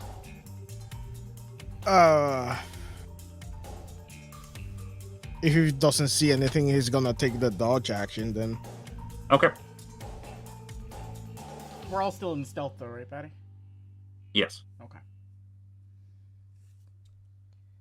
Tunbo. Uh, You hear as a hole like rips from under you. You hear something writhing and something skittering. You hear many things. could I make a perception to try to Yes. see down the hole? It's pitch black, so you can either roll me a sight check normally because it wouldn't be disadvantaged because you'll cancel out, or you could roll me a hearing perception. Would I get advantage if I attempted it with Gyo, or no? No. Okay. Well, either way, it's gonna be a neutral roll, so let's go for sight normally. Okay. 26. 26. You see the head of a bull, and then you see several snakes, and then you see what looks to be the back of a gorilla. You see like a lot of animals that you actually recognize. From the tower, we're just going to quickly just go back to the tower for a second. Grifter, you're gonna see Jim just staring down at everything. Stowaways. Donbo? What is it? These different animals that you recognize are fusions of what you normally expect. And all of them are mostly insectoid in nature. Huh. Would Tonbo be able to, like, with experience through CA 1213 and, like, just pieces together, would he have a guesstimate as to what these are? History check with advantage. 15? Chimera ants.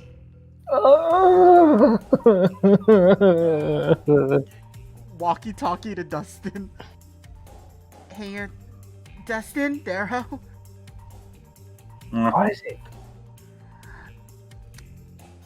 It's Chimera ants. Chimera what now? You found a fossil on those things a while ago.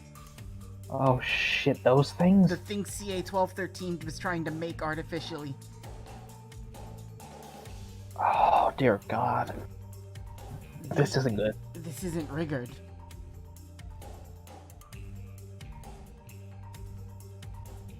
What the hell? I didn't know there were more. So they're still trying to make their way up. They haven't broken through to us yet, right, Betty? Nah. Tombo's gonna think. Alright, Deanne, I have an idea, but I don't know if it's gonna work. I'm all ears. I don't think we can reason with Chimera ants, but they might respond. I just need you to watch my hat. Okay. I'm gonna give her the hat, and this is going to be something I can do on my next turn, Batty, but I'm gonna hold my action to, Yes. if Chimera ants should start to make it out of the hole near me and Leanne, then to immediately use Apex Dragonfly, specifically for the Apex Aura, which is, it has, like, it basically is an intimidating presence to, like, bestial creatures. Okay.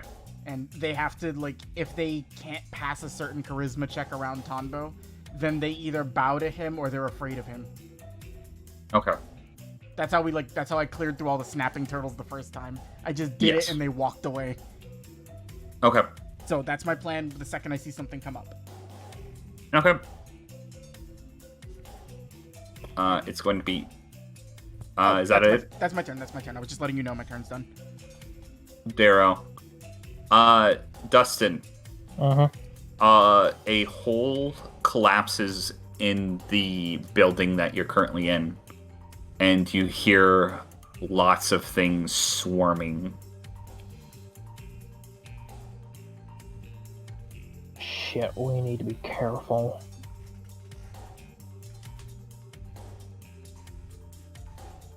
Well, I wasn't expecting this to happen.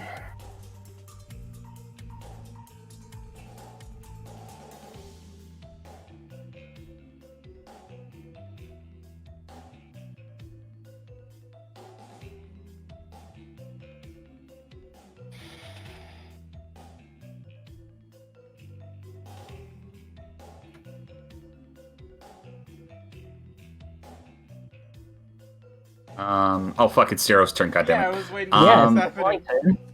Fuck, okay. So, no worries. Any plans? I was planning for one murderous Sacco child, not a bunch of these horrifying creatures. Don't get too close, by the way. They Why? will eat you. Oh, fun. I'm gonna roll something for Darrow. You know he's dumb. Darrow is gonna hold his action. It's Leanne's turn. These things, okay to kill. Oh. If anything, you want to do it fast. Leanne's gonna look to you, Tom, about, is there anything you want her to do? Let's see. So, Leanne, scatter bear traps all around the outer part of this hole. That way, if they start putting their hands up, they'll just start getting them caught. I think I can do that. And she's gonna lay down some bear traps. Tombo's gonna I'm keep gonna- his focus to get ready for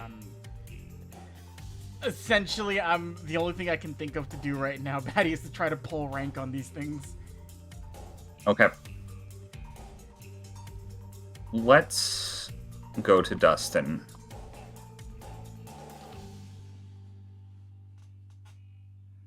Mm.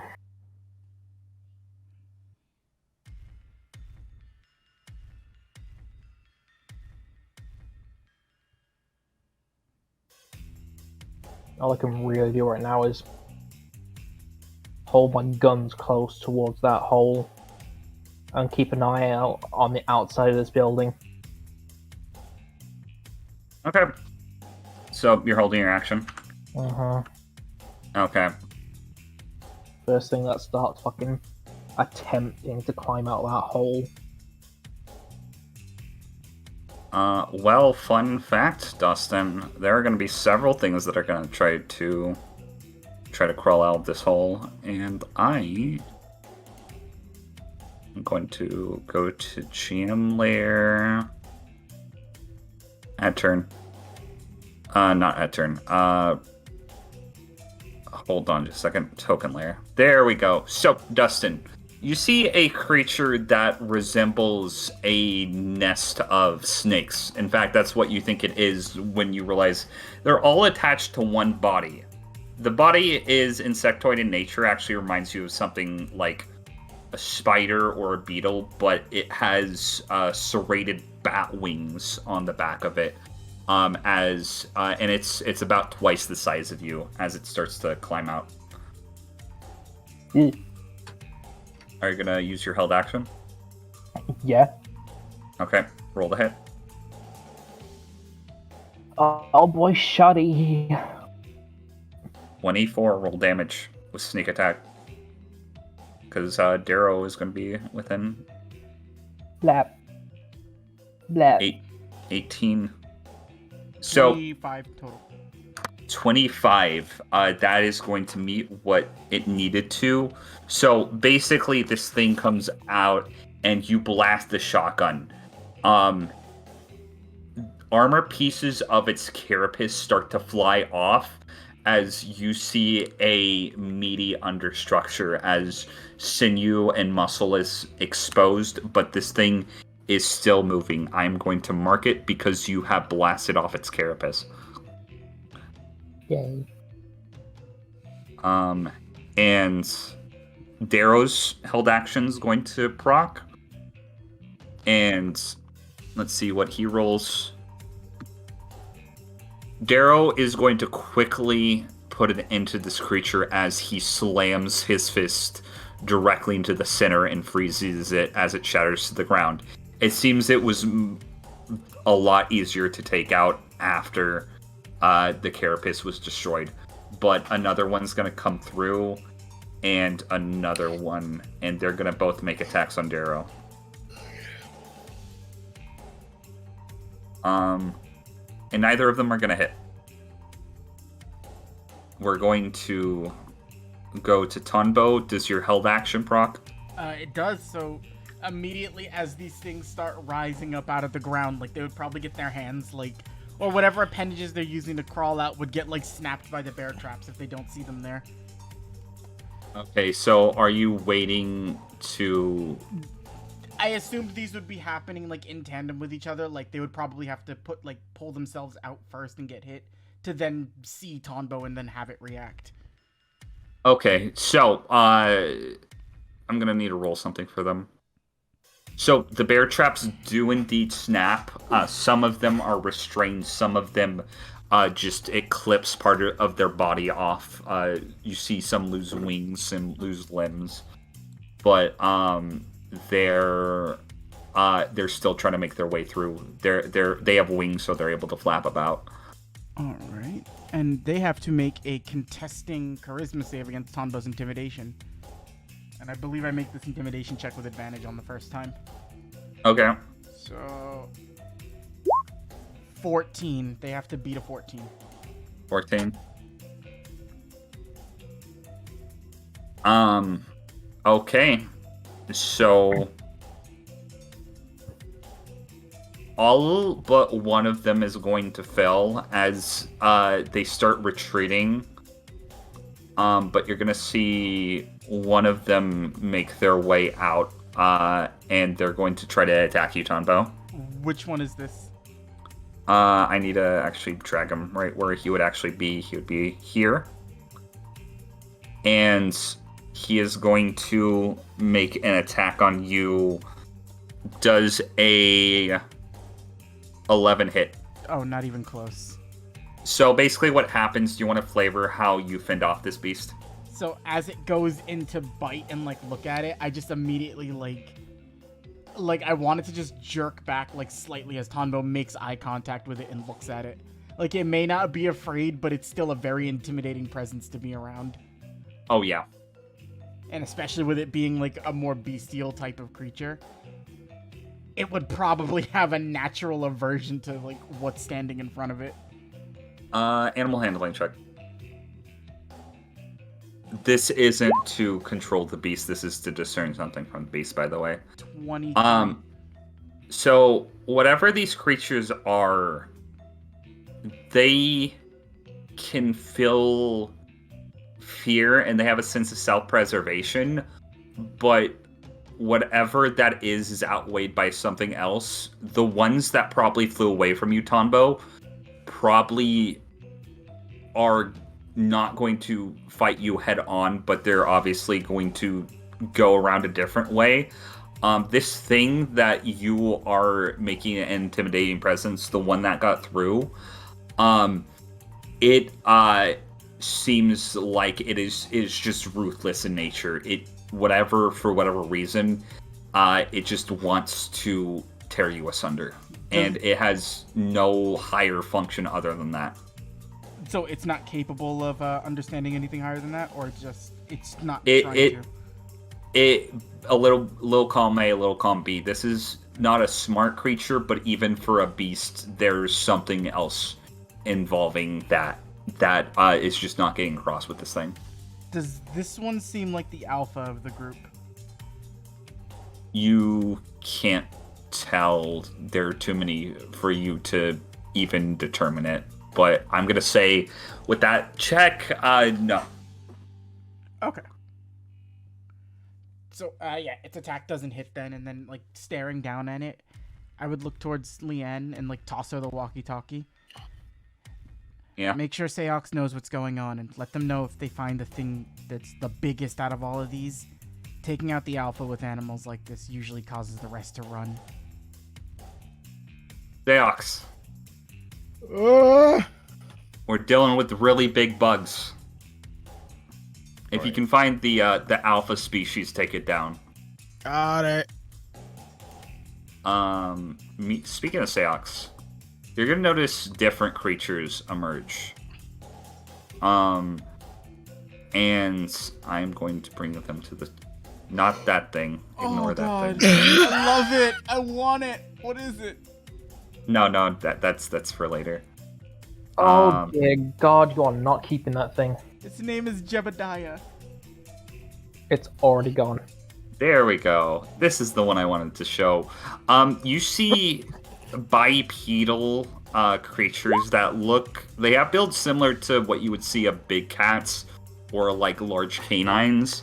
Seox, but they have many insectoid appendages. They're segmented.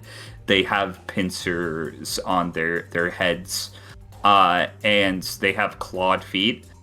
They also have noticeable sharpened tails that look like pieces of spine, but also similar to knives. And they also have what appear to be wasp wings, and they're crawling out. They are roughly the size of elk, somewhere between elk and elephant sized. They don't notice you yet, though.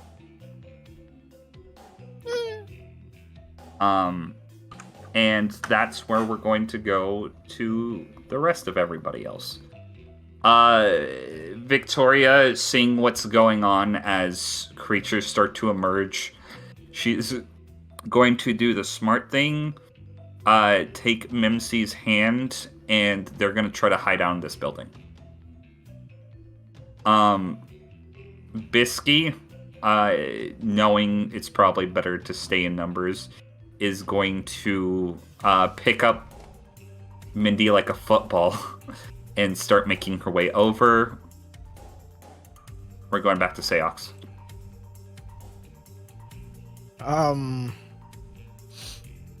Getting the walkie-talkie. Oh, can you move the turn order, Batty? Yeah. Oh, I'm way behind. That's my bad. Yep. Seox. Guys, elephant size 2.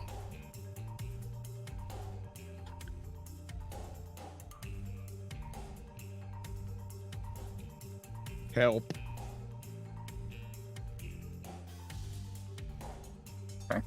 Don't worry, Seox. I have a plan. Shoot it till it dies! Okay, I have 2 plans.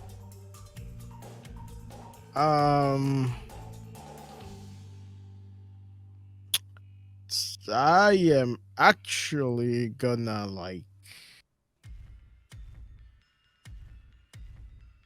nope out a bit. Okay. And I'm gonna take the dodge action again. Okay. I'm trying to maintain stealth too. Okay. I'll roll perception checks on their turn. Tonbo, Kamakiri. All right, so I got this one in front of me, right?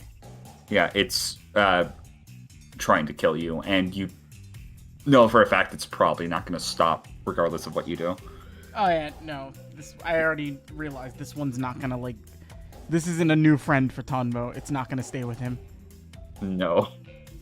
So Tonbo is going to, since it already attacked me, does that proc one of the conditions for my my dragonfly abilities, where I'd need to give it a chance to basically get away? Yeah. All right, so that means I can use the serrated punch now. Okay. Go ahead and throw it. So I'm gonna just look towards it and look down, I gave you a chance to leave. You chose not to. Does a 17 hit? This thing, a 17 is actually going to meet its AC. Oh, so I just barely hit. So then for serrated punch, 7 damage total, 4 slashing and then 3 other. Okay. And then for the secondary hit, 23. That's gonna hit. So another 9, so 16 damage total. Okay. So, what occurs similar to what Dustin experienced? You start delivering serrated punches to this creature as you hack off parts of its carapace, and you see its fleshy underneath sinew. It's weird because this is a combination of multiple creatures, so it has an exoskeleton, but it also has an endoskeleton underneath the muscle. So basically, you just exposed the layer of muscle in many parts of this creature. It's not dead yet, though, right? No. Gonna look towards it, and then look towards the big thing. Leanne, Seox might need a little bit of help. I can handle this thing here if you can go help him. I'm on it. I'll meet you guys over there as soon as I take care of this. Okay. Alrighty. And that'll be, I believe, Tonbo's turn. Okay. It's gonna be Darrow. Let's make him another check. Darrow's slightly less dumb. Hey, cowboy. What? Can you take out these two that are trying to chop my head off? Oh, sure as hell fucking try.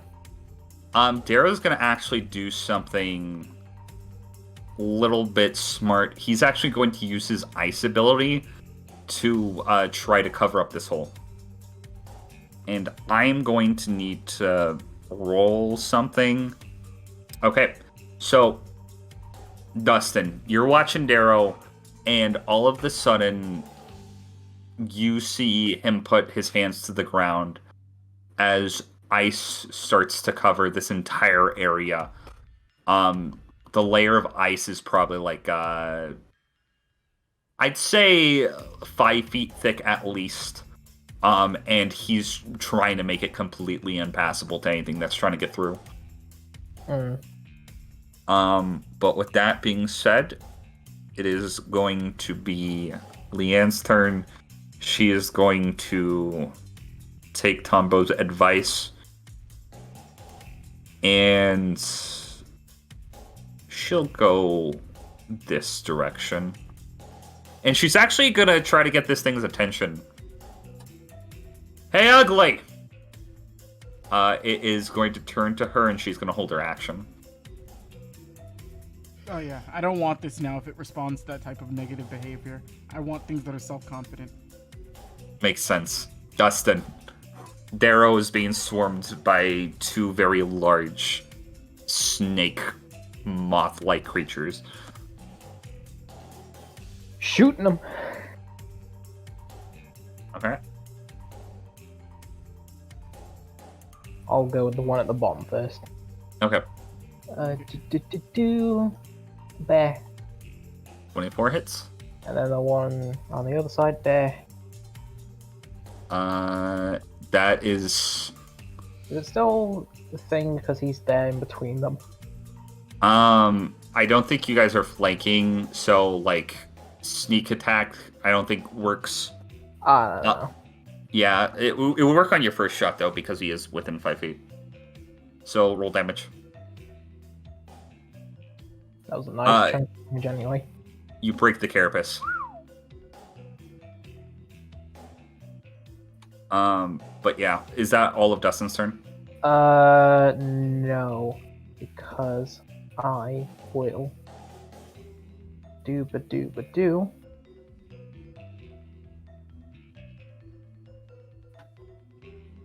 I'll just use my bonus action to hide.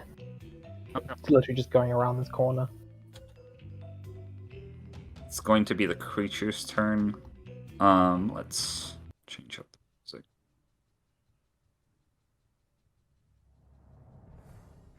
Okay, now you guys hear a rumbling. as this one is going to be focused on Leanne, and it's going to make its way to her. Luckily, it's going to have to use all of its movement to, like, get over there. Which is going to proc Leanne's attack. And she's going to deliver...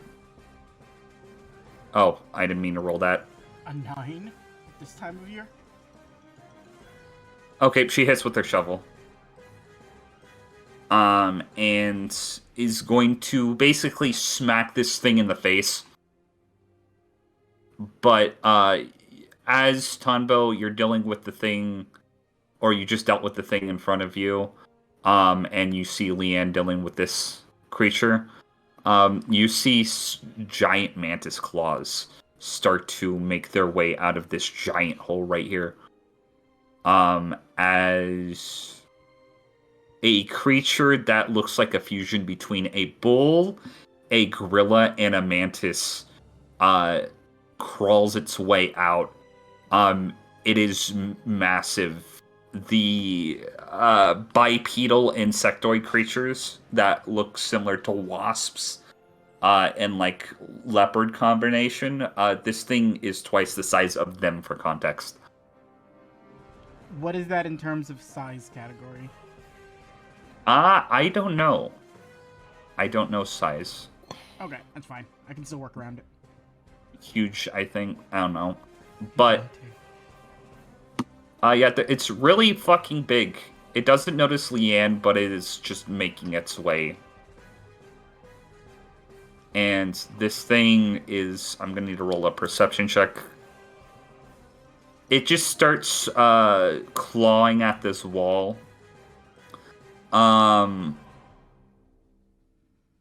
These two are gonna make their way over. Bisky's just gonna auto-kill this one. Because she hits, and yes. God damn, what does she hit for? A billion? Yes, billion? That's the answer. Yes. You guys should have allowed let you control her. So whatever. Let's see, are there any other ones that I'm missing? Nah, that's basically it. Yeah, I say that's their turn. So Bisky's essentially going to be making...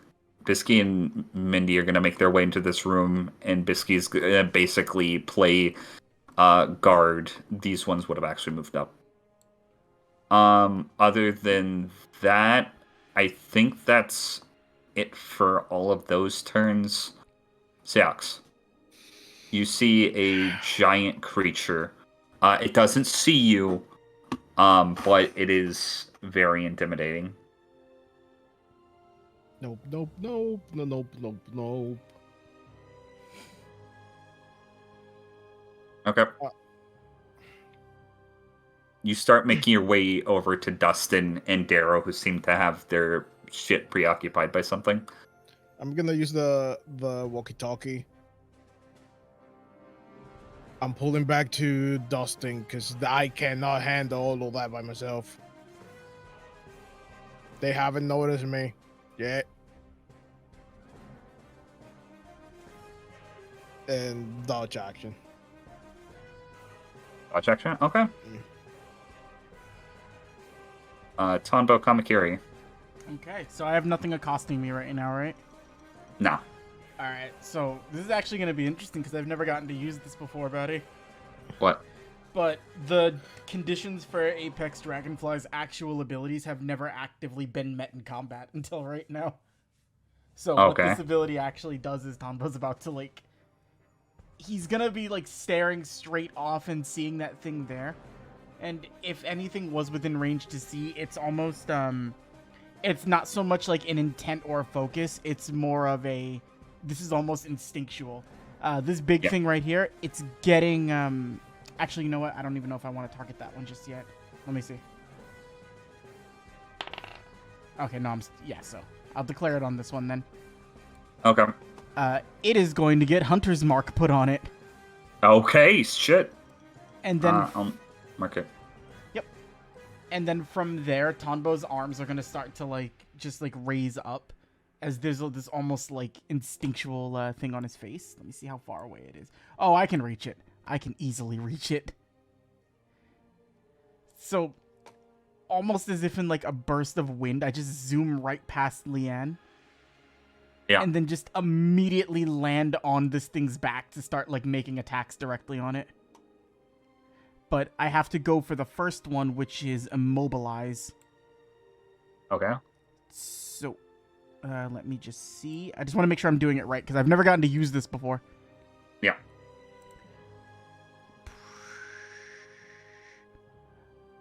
Oh, wait, I can't do Immobilize yet. I have to be able to grapple this thing, which I don't think I can. Maybe with help, you could. Alright, so I'm gonna hold my action then being here. Seox, I need you to help me hold this thing down.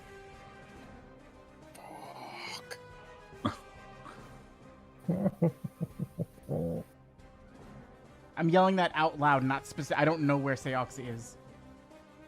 And if anything, this thing would still be drawn on me, not him. Because I'm on it physically. Okay. Yeah, so it is letting Seox know what I need, but mostly attempting to keep this thing focused and trained on me. And so my action's held for when somebody gets in range to help me grapple this motherfucker.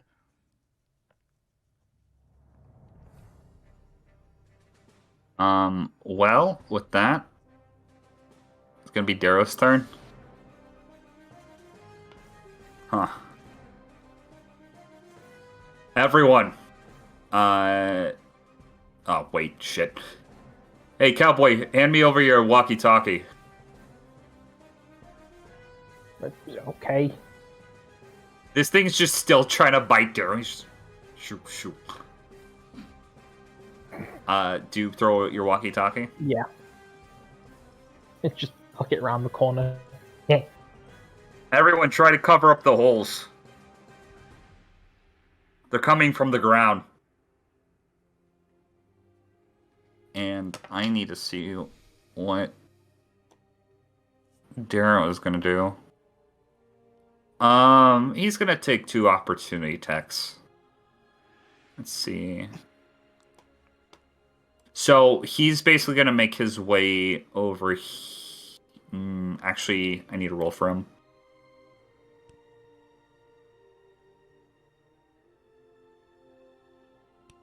Okay. Table, high or low? Low. Low. Okay, Darrow's gonna start going your direction. As he is going to bring himself here, and he is going to start the process of climbing over this wall because it'll be faster for him. Okay, definitely. That being said, that's all he can do. Leanne's gonna make 2 attacks. And one of them are gonna hit. As you see, she is just dueling with this one right here. But she's doing damage to it, but these things are really fucking sturdy. Dustin. There are 2 of these Chimerians right here. And they look to you now that Darrow's gone. I am hiding. Oh, you're hiding. Oh, yeah. Okay, still check. They Unless you already rolled it. I used my bonus action to hide last turn. Okay, well, I guess they're gonna go for Seox. Wait, they see me? There's a open doorway. Wait, oh, I forgot you hadn't left stealth. What's your stealth? We never rolled. You never told me to. I told you I went to roll and you went ahead. Yeah, that's why I asked if we were in stealth. Oh, fuck. Okay, They don't see shit right now. they rolled super low on their first turn, so I just assumed that they didn't get it. I guess roll stealth now. 21? 21. Let's see what they see. They're actually gonna see you. What was Dustin's stealth check? I didn't roll it. Yeah, Okay, you nobody roll rolled it. stealth. Everybody roll stealth. God damn it. I don't need it now, so. Ugh. Okay, so this one's gonna notice you, and this one's gonna notice Seox. And this one's not gonna be able to attack on its turn, but this thing flies over to you with a ferocity. The mist is like up in places, but it's also being blown away by these flying creatures and Tonbo. So, Do anything to it. it's dissipating in some areas. You flew, I hovered. motherfucker. I Yes, Shut up, you Patty. flapped your wings to do things. I'll flap your wings. Please continue. So 20 hit you. Wait, me? Dustin. Of course it fucking hits me. Okay, you, my friend, are going to take... As this thing starts biting at Dustin, the snake heads just start biting multiple places, and you take 13 poison damage. Oh, You start to feel sick and lethargic. But that is what it's going to do on its turn. Fuck. Okay, let's do everything else. This thing is gonna make its I way. didn't get my turn. Did you not get your turn? I didn't do anything. Oh, okay. I forgot your turn. So we'll hold the damage. If you want to make your attack, you can. If you kill this thing, then you don't have to worry. Well, I'm going straight for the fucking hole I made on this thing and shooting into it. Okay. Roll it. Click, click. 17 is gonna hit this thing. Okay, roll your damage. The second one isn't gonna hit. Oh, And- that's not good for me. Okay. Da, da, da, da, da, da. Okay, I'll roll a 1d100. Yeah, my gun is jammed now. Jack, Okay. why did you not one? I told you not to. You're as you pull your pistol out, you make one shot that hits this creature, but it's still making its way towards you, and that's where we're gonna see it actually attack you. But then your gun jams as it's like nearly about to get you, and it does. So fun. Well, not really, because I could just disengage and run away. Uh And then I still wouldn't have taken that damage. oh fuck! You didn't use your movement. Okay, never mind. No, I didn't get to do anything. Okay, I'm sorry. I forgot your turn. I get turns mixed up because there's a lot of NPCs. So, use your Then movement. I disengage and run away. That was your Freddy voice. I'm scared. Okay. See something real quick. Okay. It is right there. And you're not going to take the damage. Yes. Okay. Lucky son of gun. Darrow, it's Darrow's turn. He's going to spend his turn climbing over the wall, but he's going to be on top of it. Tonbo, what are you doing? Still waiting for. Like, wait, it's Darrow's turn? I'm confused. Oh no. Okay, so Yeah, the because did the Seox problem get to go? the problem I have is sometimes it scrolls to the bottom of the turn order, and I get mixed up whose turn it is. But I need to make sure it's always to the top. So the rest of the things didn't get to go. So These things are going to close in. Again, apologies. There's a lot of things on screen right now. No, it's fine. I just didn't know Seox got skipped. This thing is going to make its way over to the fountain. And the one you're on top of its back, Donbo. Mm-hmm. It's going to make 2 attacks on you. Is it able to reach me? It is because of its mantis arms. Okay, let's go. So that's not good for it. I'm going to show you the rolls in chat because it's funny. That is a 2 and a 1 on the die. Oh, wonderful. I love that. I will roll severity. Tombo, you might get a free hit out of this. Tombo, you get a free hit out of this. As it basically tries to scratch you with its mantis claws. Alright, we'll go for a serrated punch. 17, or I don't know if I have advantage because I'm on his back or something. No, you're not going to have advantage on this. So you make a serrated punch, and this thing, its skin is tougher than, or its outer carapace is tougher than the things that you were fighting before. Okay. Action is still just held for when anybody gets in range to attempt to get this thing immobilized, which I can't do yet. It's a little too big for me. Leanne's gonna take some damage. But we're gonna go to Victoria, Mimsy.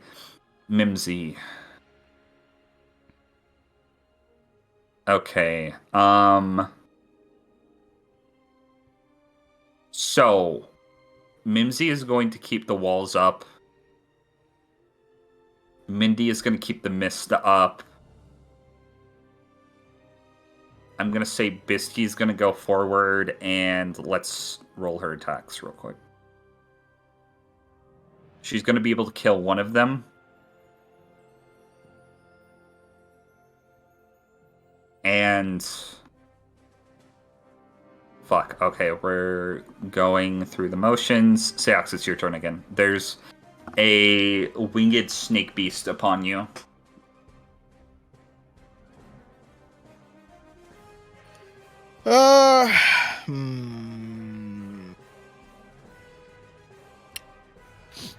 Oh, whatever. God. Oh, Darius getting over there. So, I'm gonna just punch it, I guess. Okay.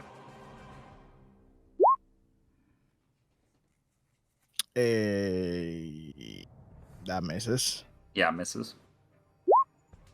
That 24. does not. Okay. Wait, that Go does not. No, it hits. Okay. Yeah. That's 11 slashing. Okay, so you start striking this thing as chunks of its outer shell start to fall apart. And bonus action hit. And that's a 24. Okay, roll a hit. 11 more. Its outer carapace shatters. Well, that's my turn. That's everything. Okay, sweet. Hanbo Kamakiri, you're on this thing's back. Still waiting on Darrow. Can't do anything right now.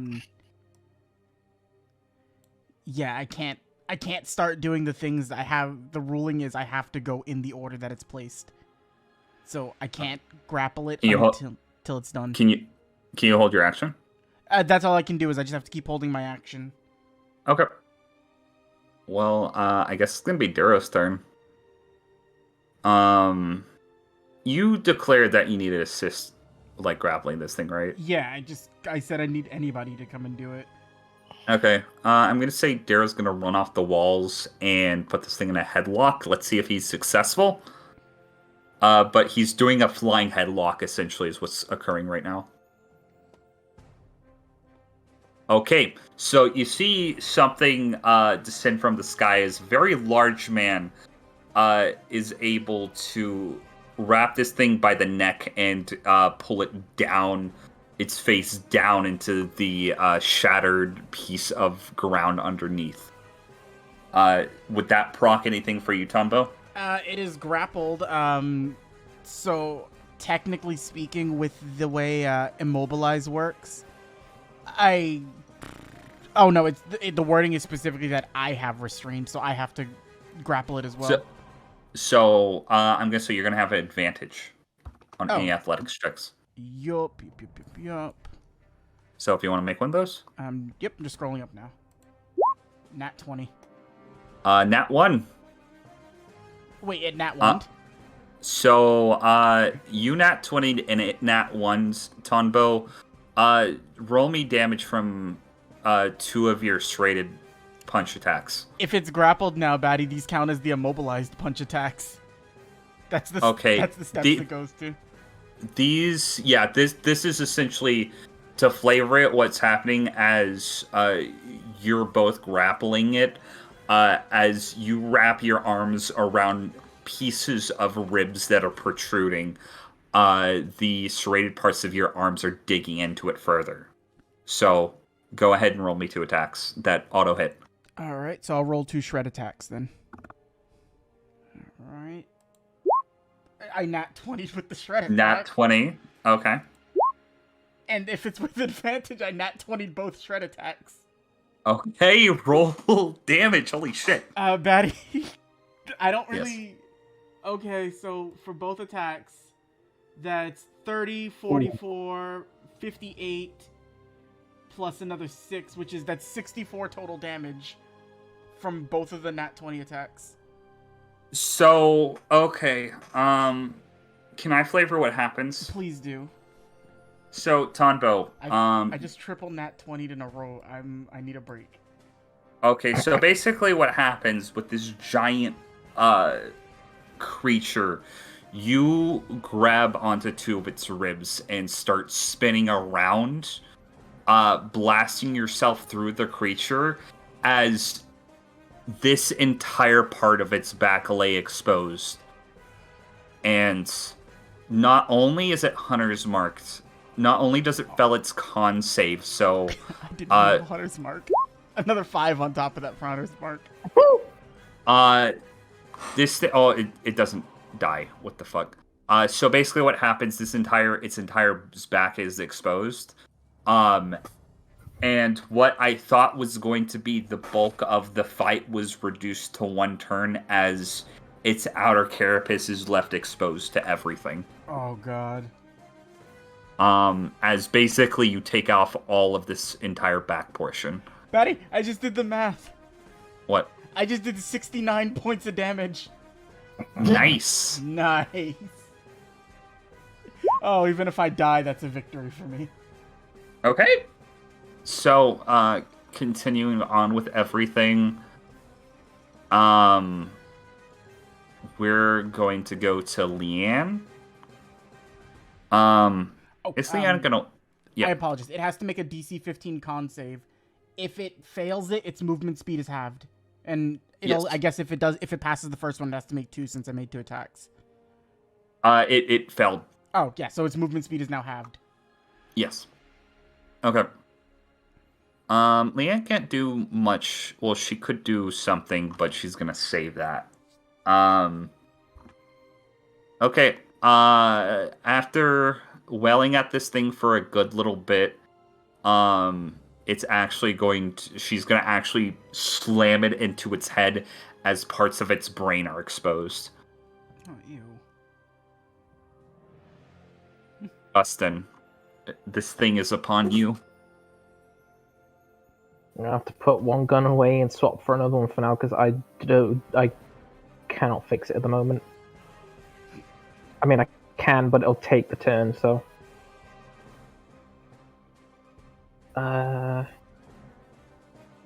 Where are you later? Let's go with V-Raptor.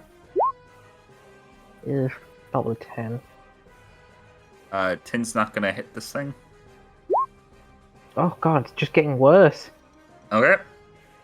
Anything else? So basically what happens is you quickly, as you realize your gun's jammed, you try to take out your other pistol.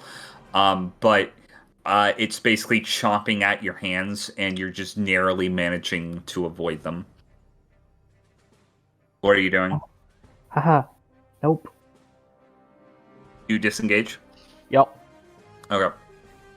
You start running towards this the center of this fountain, and this thing starts to notice you. Let's. Here would be a good time for a music change.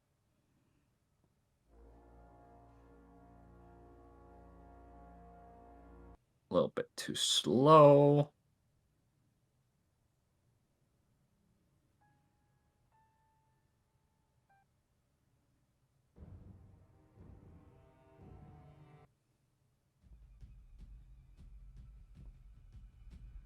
So, it's the creature's turns. You're gonna see some of them start to swarm Bisky. Oh, I don't know if anybody would be paying attention.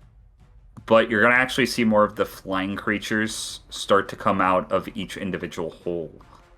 One is gonna get caught up in Leanne's trap. Her bear trap. And some of them are going to come through this big hole. There would be one here. So basically more of the flying creatures are making their way. And this one's going to notice Dustin. Oh, this is going to be fun. I cannot roll for shit with these guys. 11 doesn't hit you, Dustin, does it? Oh, thank Jesus, Mary and Joseph. So this thing's going to lunge at you, and its head is going to get stuck in the jelly glass-like substance underneath you. The one attacking Tonbo, is it going to go for Tonbo or Darrow? It's going to go for Tonbo. Tonbo, 17 hit you? It does not. Okay. So, you were just, like... You have this thing locked down, and you're able to kind of move its body to where it can't hit you. Also, remember it has disadvantage, too, because it's grappled. It is grappled. So... The one attacking Leanne is... going to make a strike at her, and it's going to hit her. As you see Leanne take a slash as this thing whips its tail around. It comes across Leanne's shoulder, but she's still standing. Victoria is going to maintain her ground. Actually, she's going to talk on the walkie-talkie. Hello? What's up? Do you want Mimsy to maintain the walls? I think at this point, like, the mist is basically dispersed, right? Yes, basically. I mean, my vote would be yes. We all have a walkie-talkie. It comes into, like, what everybody else would hear. Like, I can go on a group consensus of yes or no.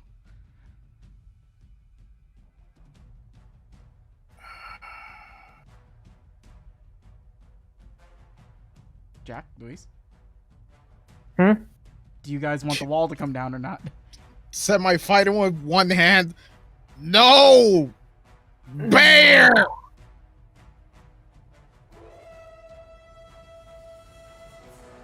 So it's a vote for yes and a vote for no. Jack, you're our tiebreaker.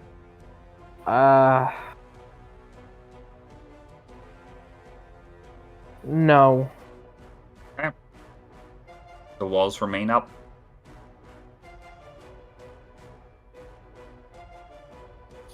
It is going to be Mimsy's turn.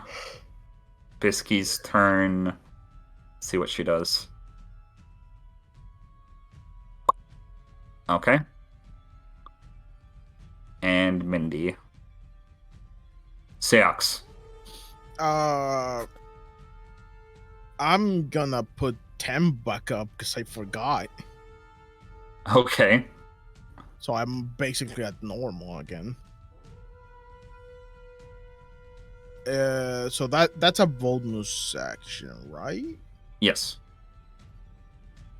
And then I'm gonna just punch, I guess. Okay. Go ahead and make a text. That's a 20. 20 is gonna hit. Oh, right. These things don't have an end, right? Roll me an Arcana check.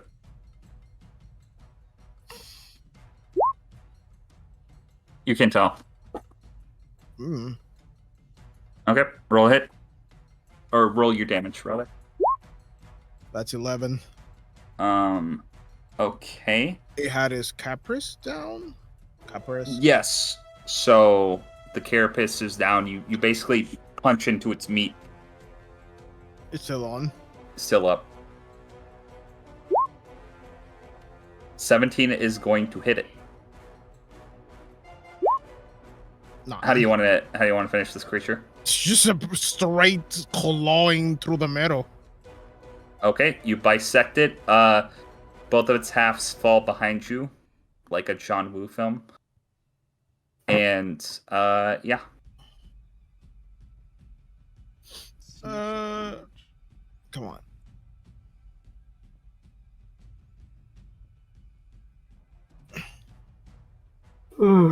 Just that's. Oh wait, what? How big? Come on, zoom. Yeah, I'm gonna just be here. Okay. I have 30. I have 5 more here. Now I'm gonna come on, Dustin. We can take this together. And that's my turn. Yep. Combo. Okay. So, how bad does this thing look, Batty? It looks bad. It looks like it can take a lot of hits, but not many more now that its fleshy insides are exposed. Alright, so it was given the chance to leave, it's been restrained, and I hit it with Immobilize. So, now it's time for the last two. Okay. This, and I will click it so that you can read it. But this is for Execute. Okay.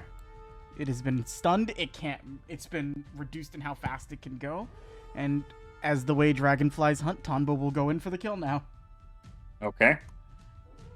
First hit, 23. Wait, gonna hit. Second hit, 22. Both those hit. Okay, so they're not critical hits, but the damage will be doubled on these, okay? Okay. So that's 23 doubled to 46, and that's 1632. Hold on, I gotta do the math on this real quick. Sorry, buddy. Okay. Fine. Oh yeah, that's 78 points of slashing damage. How do you want to end this thing? So Tonbo's going to look directly at it, and and this would be something I want him to clearly, like, if possible, I want Darrow to clearly see what it is Tonbo's doing, so he understands the level of restraint Tonbo had with not fighting him. Yeah. Which is just standing like, I gave you a chance to leave, but you chose to stay, so this is all on you. And then he's gonna drive his, like, serrated hand directly through the creature's, like, entirety of its body, and then just start shredding it to pieces. As he's covered in, like, I don't know if it has blood or, like goo or whatever it is inside of it is all over Tonbo at this point. It's goo and blood and muscle and sinew and bone and everything. So anybody who could see Tonbo would see him, like, rising up, like, looking like that. What part of the body does Tombo come out? Tonbo rips out of its chest. It falls over as it is no more. Turns his head over towards Darrow. Lend Dustin and Seox a hand if you can. Or try to see if you can cover this hole up. Former. And with that, I will go into flanking position with Leanne. Okay. And that is Tonbo's turn. And this is why I was so happy with Apex, because it does not do a lot at first. I have a lot of rules I need to make work to get this to work right. So fun fact. This hole, if Darrow was going to start covering it, it was going to take quite a few turns. But the body's still warm, so Darrow is going to make an athletics check. And he's going to be able to push this thing back into the hole, as he's going to use this the remaining temperature from this creature, and just freeze over this entire hole using its corpse as kind of a cork, almost. But yeah, this hole is covered. Was there any noticeable reaction to Darrow seeing Tombo like that, or is he just like meh? Roll an insight check. 11. Let me roll something for Darrow. Like, I'm not trying to do anything to him. It's just more of a, I'm curious what his thought process would be. He was slightly unsettled, not in terms of like, oh, that could have happened to me, but something else. Okay. But he wasn't like perturbed by it, if that makes sense. Okay. There was just a slight hint of something that crossed Darrow's mind, basically. It's gonna be Leanne.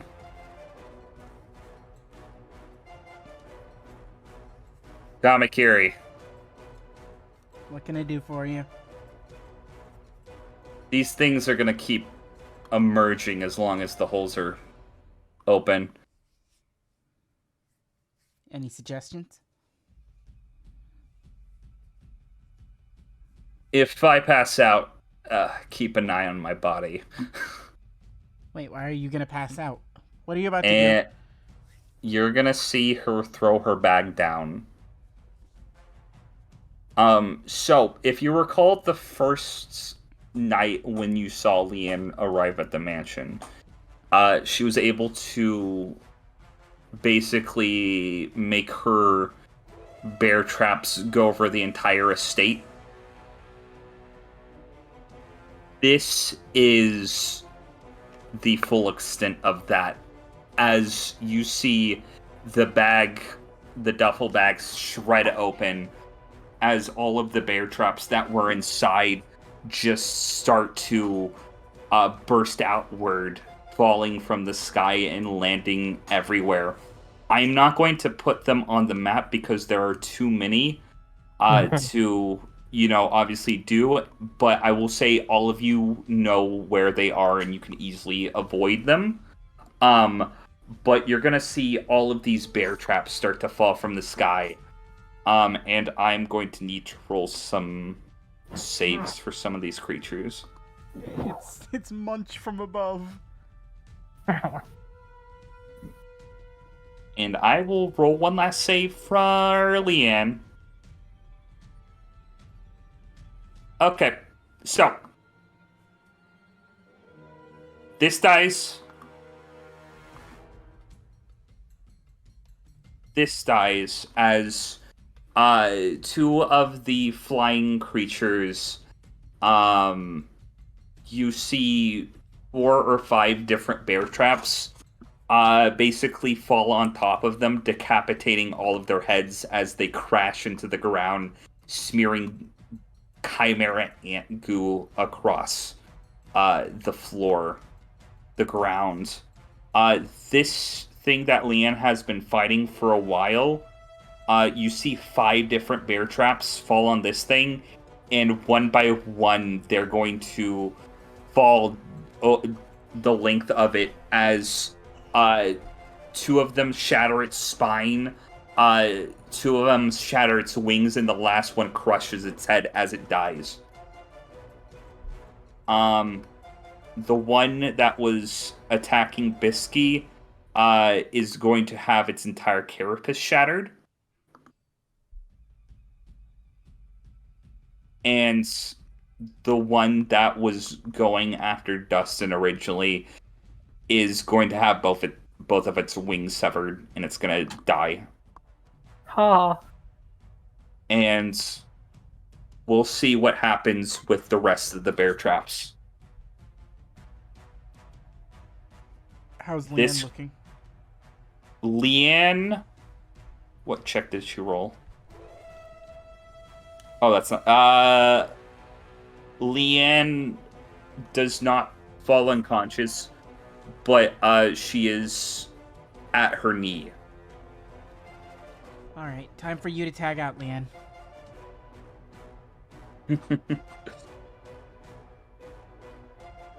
She's just gonna smirk. And with that, we're going to see Dustin. Okay, I was about to make sure you knew. Yeah. 20 hit you? It's my turn. You skipped me. Did I skip you again? Yeah, Yep. that's why I was saying. You said it was Dustin's turn. I thought you knew. Oh, that's my bad. Again, like, I'm confused. A billion things. We're good. Dustin, your turn. Using bonus action to dash, I can get all the way around it and get here. Okay. Now I'm gonna fucking shoot it. Fucking do it. Click, click. Oh, that's still only a 14. Remember, There we go. I said remember 24. Eli's face. Okay, you can do sneak attack on top of this, I think. Mm-hmm. Yarp. Okay. No, that's not 25. 23. 23. Thank you. So, you start, you fire your pistol directly into its side, and you see large chunks of its outer shell start to shatter. It's still up, though. That's all I can do. Okay. You just shot it, so it will try to attack you now. 20 hit you? Yeah. So it's going to lunge at you with its claws, and you are going to take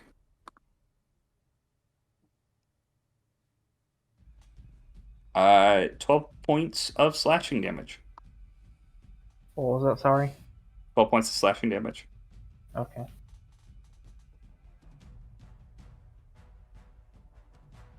And that's going to be its turn.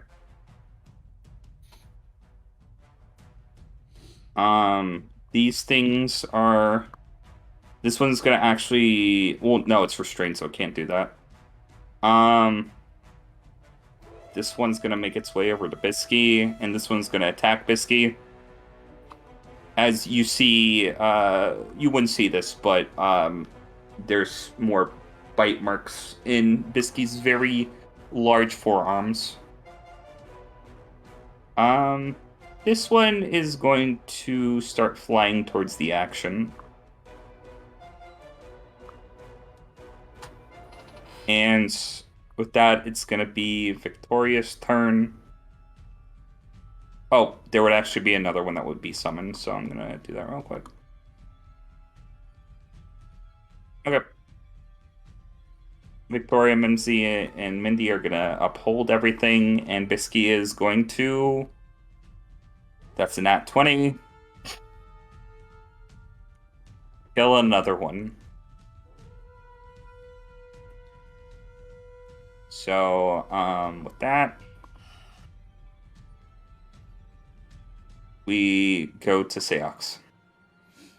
Punch. Right in the bee hole.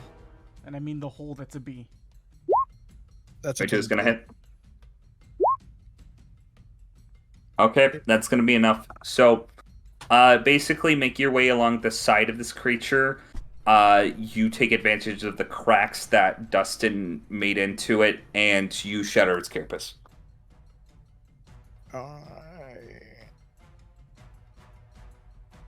Punch this while it's flying on. Okay. You will take an opportunity attack. From what? Oh, it's not dead. Nope. Oh, I understood it was dead. No, you shatter its carapace. Oh, then no, I wouldn't move. That's stupid. Okay.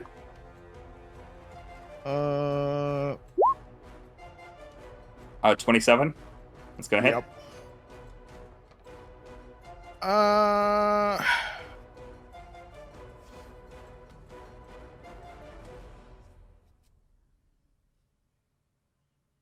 Okay. Do that. That's 8. 8. And bonus action hit. 26. 26. And that's 7 slashing. Okay. This thing's still up. That's it. Gunbow. Okay. There's a creature right here, and it looks like more are going to come from this hole. Your friends are fighting one of the medium-sized wasp-looking ones. This hole is covered up, though. I would need the dash action to be able to do it. I can't get there just yet. All right, so this hole's covered up. The one with the big dude on it. The one with the big dude is covered up. This Alright. one is not. All right, so I'm gonna rush in. And just as I see them there, let me see. All right, you know what, Batty? What? I want to attempt to grapple this little one and see if I can use the bodies of it to jam the hole. Okay. Well, a grapple check. All right. Nat 1. Not 1. Let me roll severity. So, as you do, more make their way through and 2 others appear. That's fine. Let's see. Oh, actually, with them all here, they all have to make a contesting charisma save against me. I'll roll the intimidation. They gotta beat a 15. It's always a fucking 15. I've never rolled higher than a 15 on that. They attempt flying away, but they cannot because this is a building. So I'm gonna look at them then, like, since they failed, and just go, I don't have any other way to say it. It's like, get in the fucking hole, and just point directly down towards it. Okay. We'll see what happens. Then the last one that I missed, I'm gonna look towards it and like, you're going down that hole too. I forgot. Is a grapple check like 1 attack of your attack action? I Technically? think so. I think it might be my action. I don't know if it counts. I think that's more of a DM thing where you rule if you want that to be the full action. If you want to roll another grapple check, I'll allow it. I'll make one. 28. Yeah, that's gonna be able to grapple this thing. So, before I shove the one that I grappled down the hole, I'm like grabbing it by the multiple necks. And then I look towards the other ones with the, do you need this to happen to you, or will you just go down the hole? Roll me... No, you rolled a good one. They rolled bad, so... Boop. That is what I thought. And then immediately just start trying to jam this one into the hole with the other dead body. Okay. And Uh, that's all so- it really is. I'm just whispering to it. Like, any other day I would love to keep you. These things are not squishy creatures. They have a very hard shell, so you're actually able to wedge them in pretty good to where it's really hard for anything to come out. And if something were to break through this, they would have to be very strong, but nothing that that would be strong enough to do this is big enough to get through that hole, so... I think I accidentally killed the thing that was strong enough to do it. It's gonna be Darrow. He is gonna start climbing up this wall. Leanne is taking a breather. Dustin. I'm just gonna keep shooting. Okay.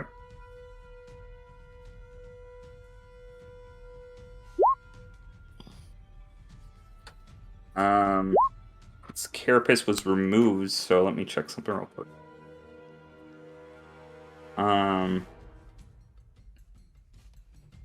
Oh fuck. Okay. So the 15 is actually gonna hit, and the nat 20 hits.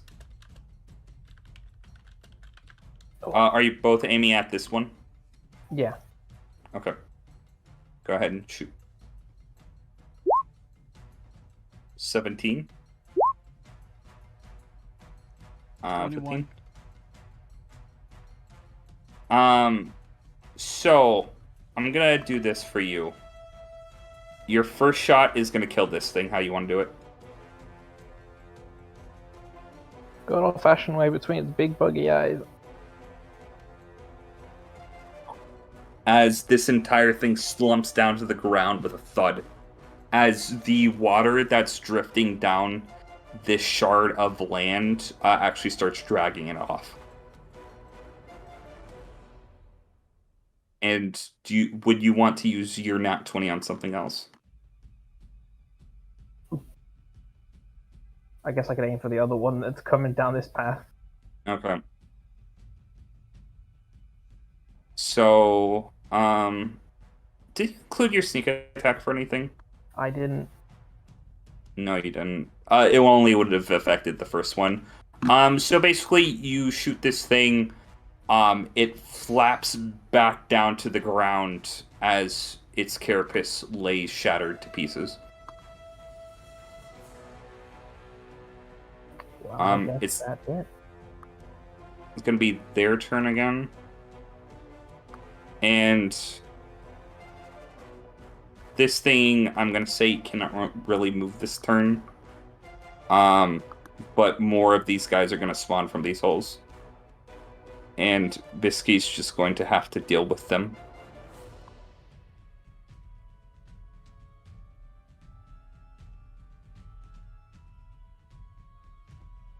And 2 more from here. You're gonna see one of them attack Bisky. Victoria, Mimsy. Okay. Seox. Now I can move. Yes, now you can move. Punch 1. 26. 26. That hits. That's 10. Again. 19. That is going to hit. How do you want to do this? I just, like, since the claws have the claw part, I'm just gonna stab it with it. Okay. So you stab this thing, and it dies.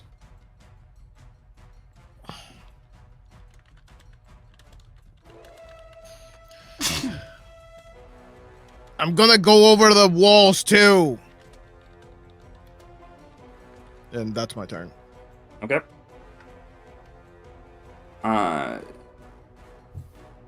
Tonbo. Okay. So this hole in this area is taken care of, right? Yes.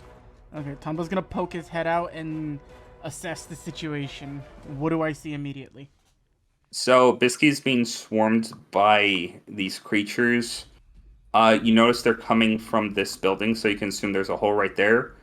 There'd be a hole in this area and a hole in this area that you see creatures coming from. Alright, Bisky is being swarmed, though. So, let me see. Tombo's normal speed is 40, so in Apex, Tombo can go... he can't make it quite there just yet. If I took the dash action... You know what? I will do that. I'm going to take the dash action. Yep. And I'm going to move over this way. Like, to just appear right behind Bisky. So Yes. she would just see Tombo swoop down right behind her. Looks like you could use a little help. Oh, I suppose I could. Hold on, let me just see if this works first. And he's gonna death glare at all of them. I need charisma saves, Batty. For any of the active ones here. What's the DC? Let's see. Oh, a 17. I was about to get mad and say a fucking 15 again. 2 of them passed, 2 of them fell. Alright, so 2 of them would, like... I would look towards them and go plug that hole up. I doubt they'll do it, but he's just yelling at them. They're flying away, essentially. Yeah, they're just gonna leave. Darrow is gonna use his turn to make his way over to this one.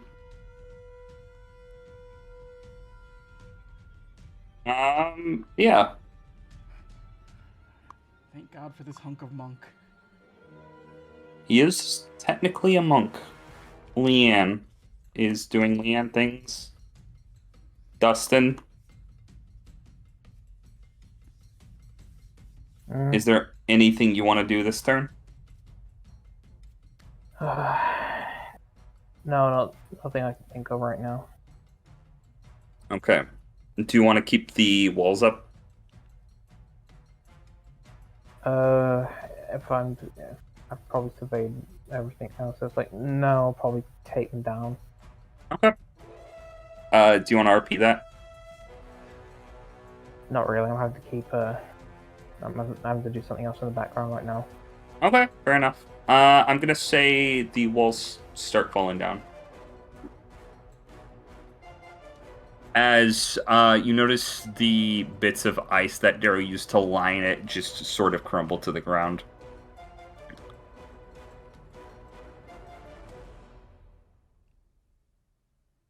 And we're going to go to the creature's turn, yes.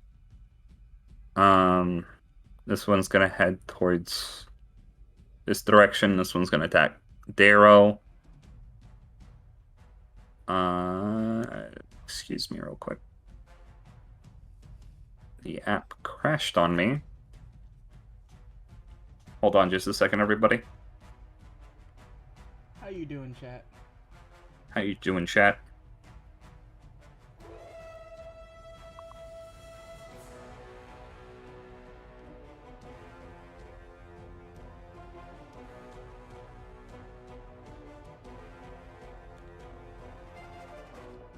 Luis, if the situation gets bad, give me the C4. I'm gonna fly up like the Iron Giant and just explode myself. No. I'm gonna go Superman. Okay. So we're back in. Tunbo. Hi.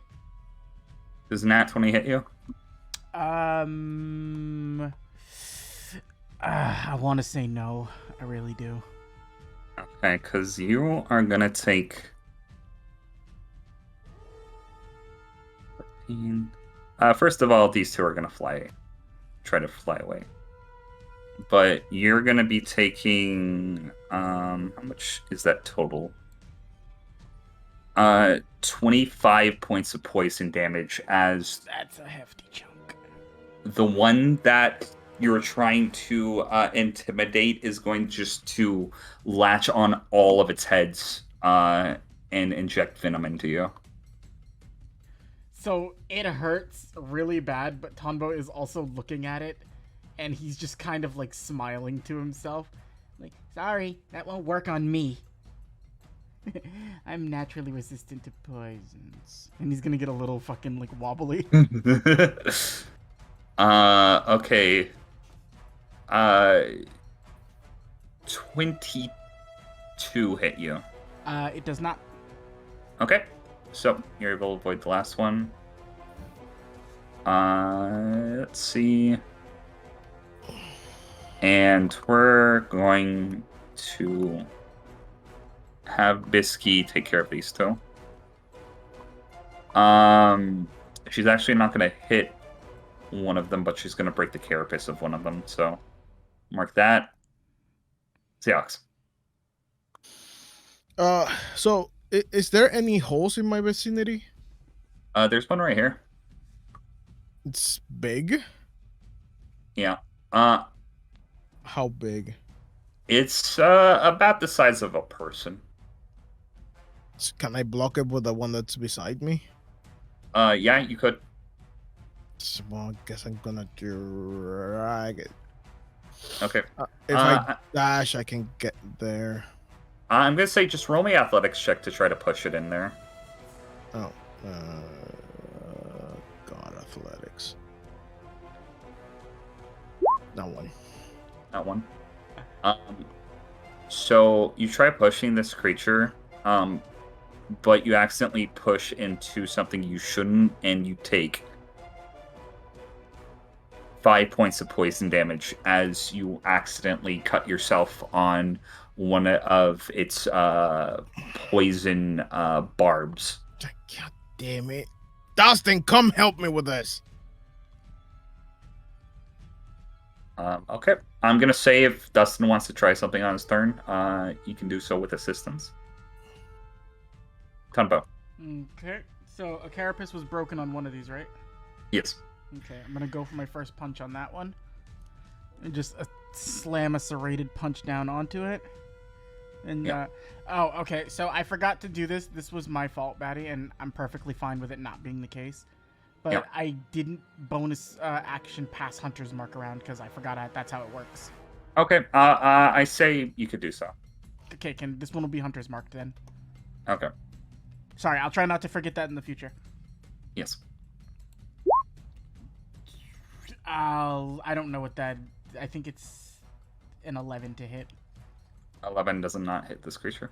Alright, so be getting annoyed, Tombo's gonna move into Flanky's position, so that way I actually have some sort of, like, chance at punching this thing. Okay. And now, 26 to hit. That's gonna hit.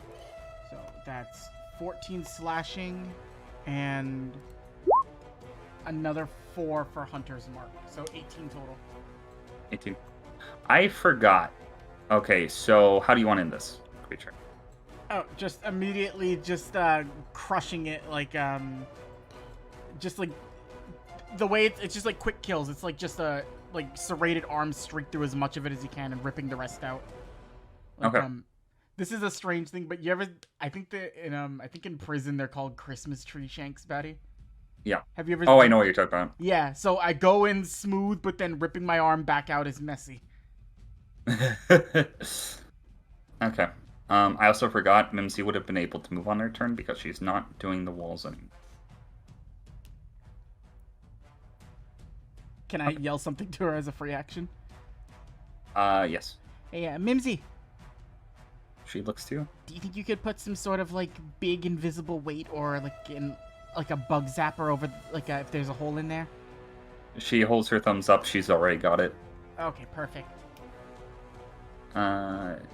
Darrow's going to use his turn to clog up this hole.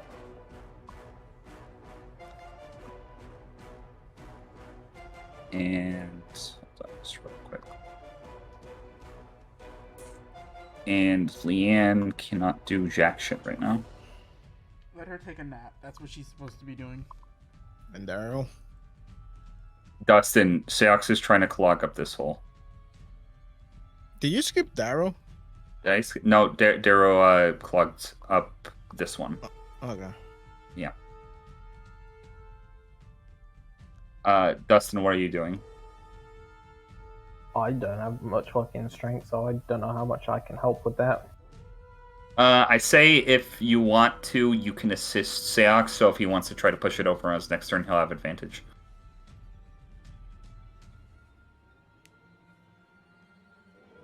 You trudge up this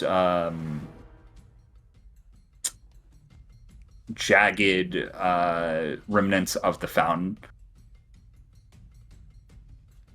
And my shattered fucking dreams of my good plan going to waste. I liked the plan. I didn't plan for this though.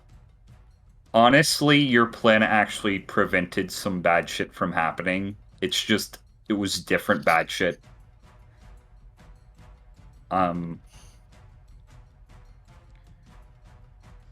So it's gonna be the creature's turns. There's just gonna be one more that comes out of this one. And this one's gonna make its way forward. Okay, well, it's Mimsy's turn. She is going to run by this one to seal up the last remaining hole. Or the second to last remaining hole. And we are going to go to Bisky, who's going to be able to take out this one if she hits. Okay. Gonbo, you see Bisky just grab all the heads off this one and rip them off, and it falls down. I really wanted to keep these. Well, sorry. It's Turns to the other one. okay. I got a god beetle in Grom. I would have called it Michael. And he just looks sadly as he looks over to Seon. So athletics again. Athletics. Let's do this. 17. That's going to be enough. So, Can I dash? yes. Since you're basically just pushing this thing, with Dustin's help, you're able to successfully drag it into the hole and pat it down pat. And I'm going to say, with all the stragglers, that's going to be the end of combat. And Darrow's going to kill this one. Bisty's going to kill this one. Does anybody want to try to take out these two as they're flying away? I mean, they're flying away. Yeah.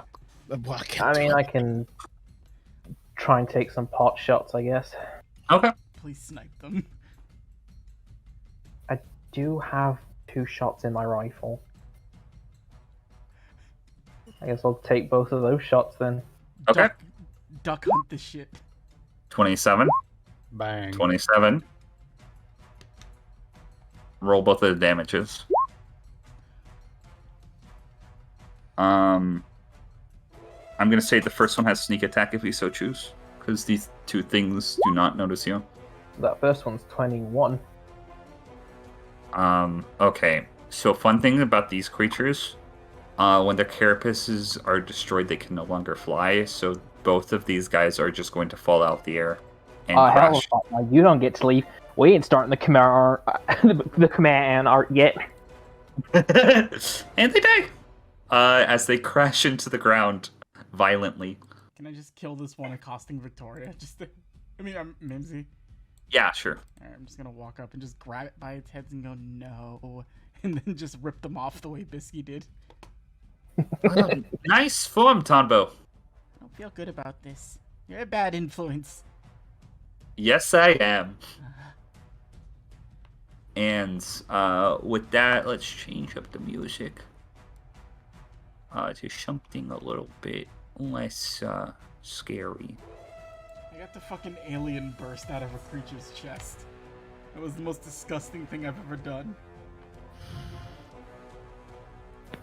Okay, so as all of the creatures lay dead and all of the potential barriers are, sealed up, you all stand in the middle of a broken plaza with a bunch of weird chimera corpses surrounding you all. Ugh.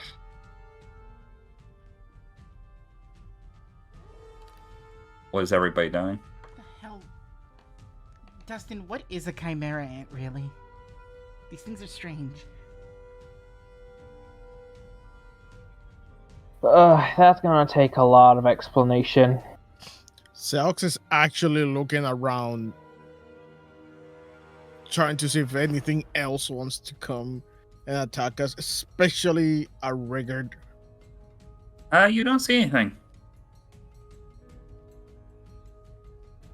You do, however, notice something coming from atop the tower as dark clouds start to cover the sky.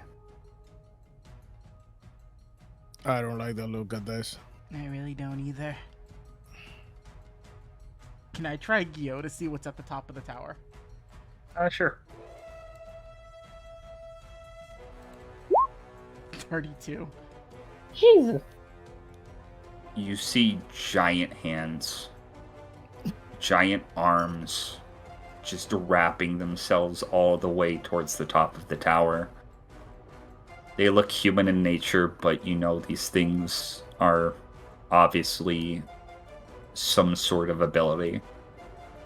Do they look like the ones from the other trial?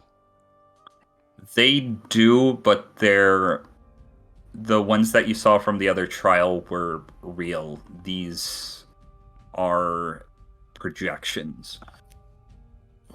Hey, anybody else notice the hands up there? Oh, God. I don't have my walkie-talkie. I threw it to Leanne, so I will just yell out. Someone should probably let the others know what they're maybe rising up towards. All right. Anyone on the other side of the radio? You hear static. Pure static. There's Satan's problem now. Oh, They'll be fine. I hope you're right.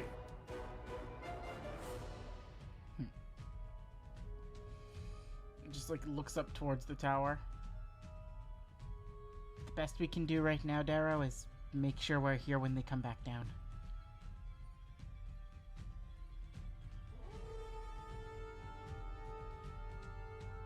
Darrow is also going to look up to the tower. And we are going to cut to everyone else. So, Oh boy. Grifter probably would have had a walkie-talkie in his hand go, Anyone down there? Can you hear me?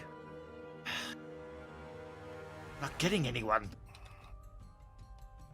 static. Are you sure? Or maybe you're low battery or something. Interference of some kind.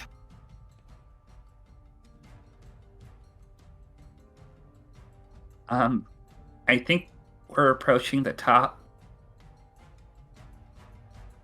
Can I see through the top, or is this thing made of glass entirely? So it just looks like a tube from the angle that you're at currently.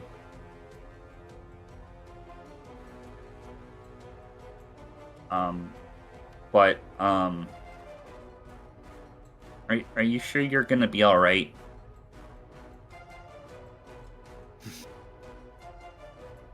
Well, whatever may come, I hope it's ready to deal with not just one, but 4 very confident individuals ready to kick some major Balulian ass.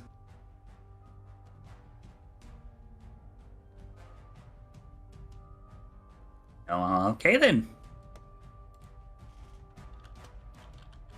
Is Noodle, are you there? Whoop, she might have stepped away. She either stepped away or she doesn't know she's on mute. I'll give her a second. Right on. If Noodle. Okay. I guess we can go to the last part of the session then, if that's alright with y'all. It's just one more thing. So, as you make your way and the elevator finally reaches the top, you hear a as you find yourself on top of Heaven's throne. And that's where we're gonna pick up next time. Okay. What the hell? Oh, we have 4 TV antennas and a billboard. It's Heaven's throne.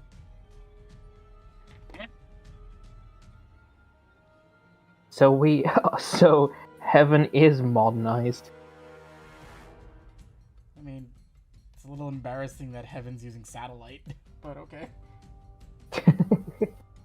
Don't even get Netflix up here. Ugh. No, but we do get TiVo. Alright. Everybody say your goodbyes. Bye. Bye, everybody! Bye, people. Stay in school. Don't do drugs. Eat your teeth.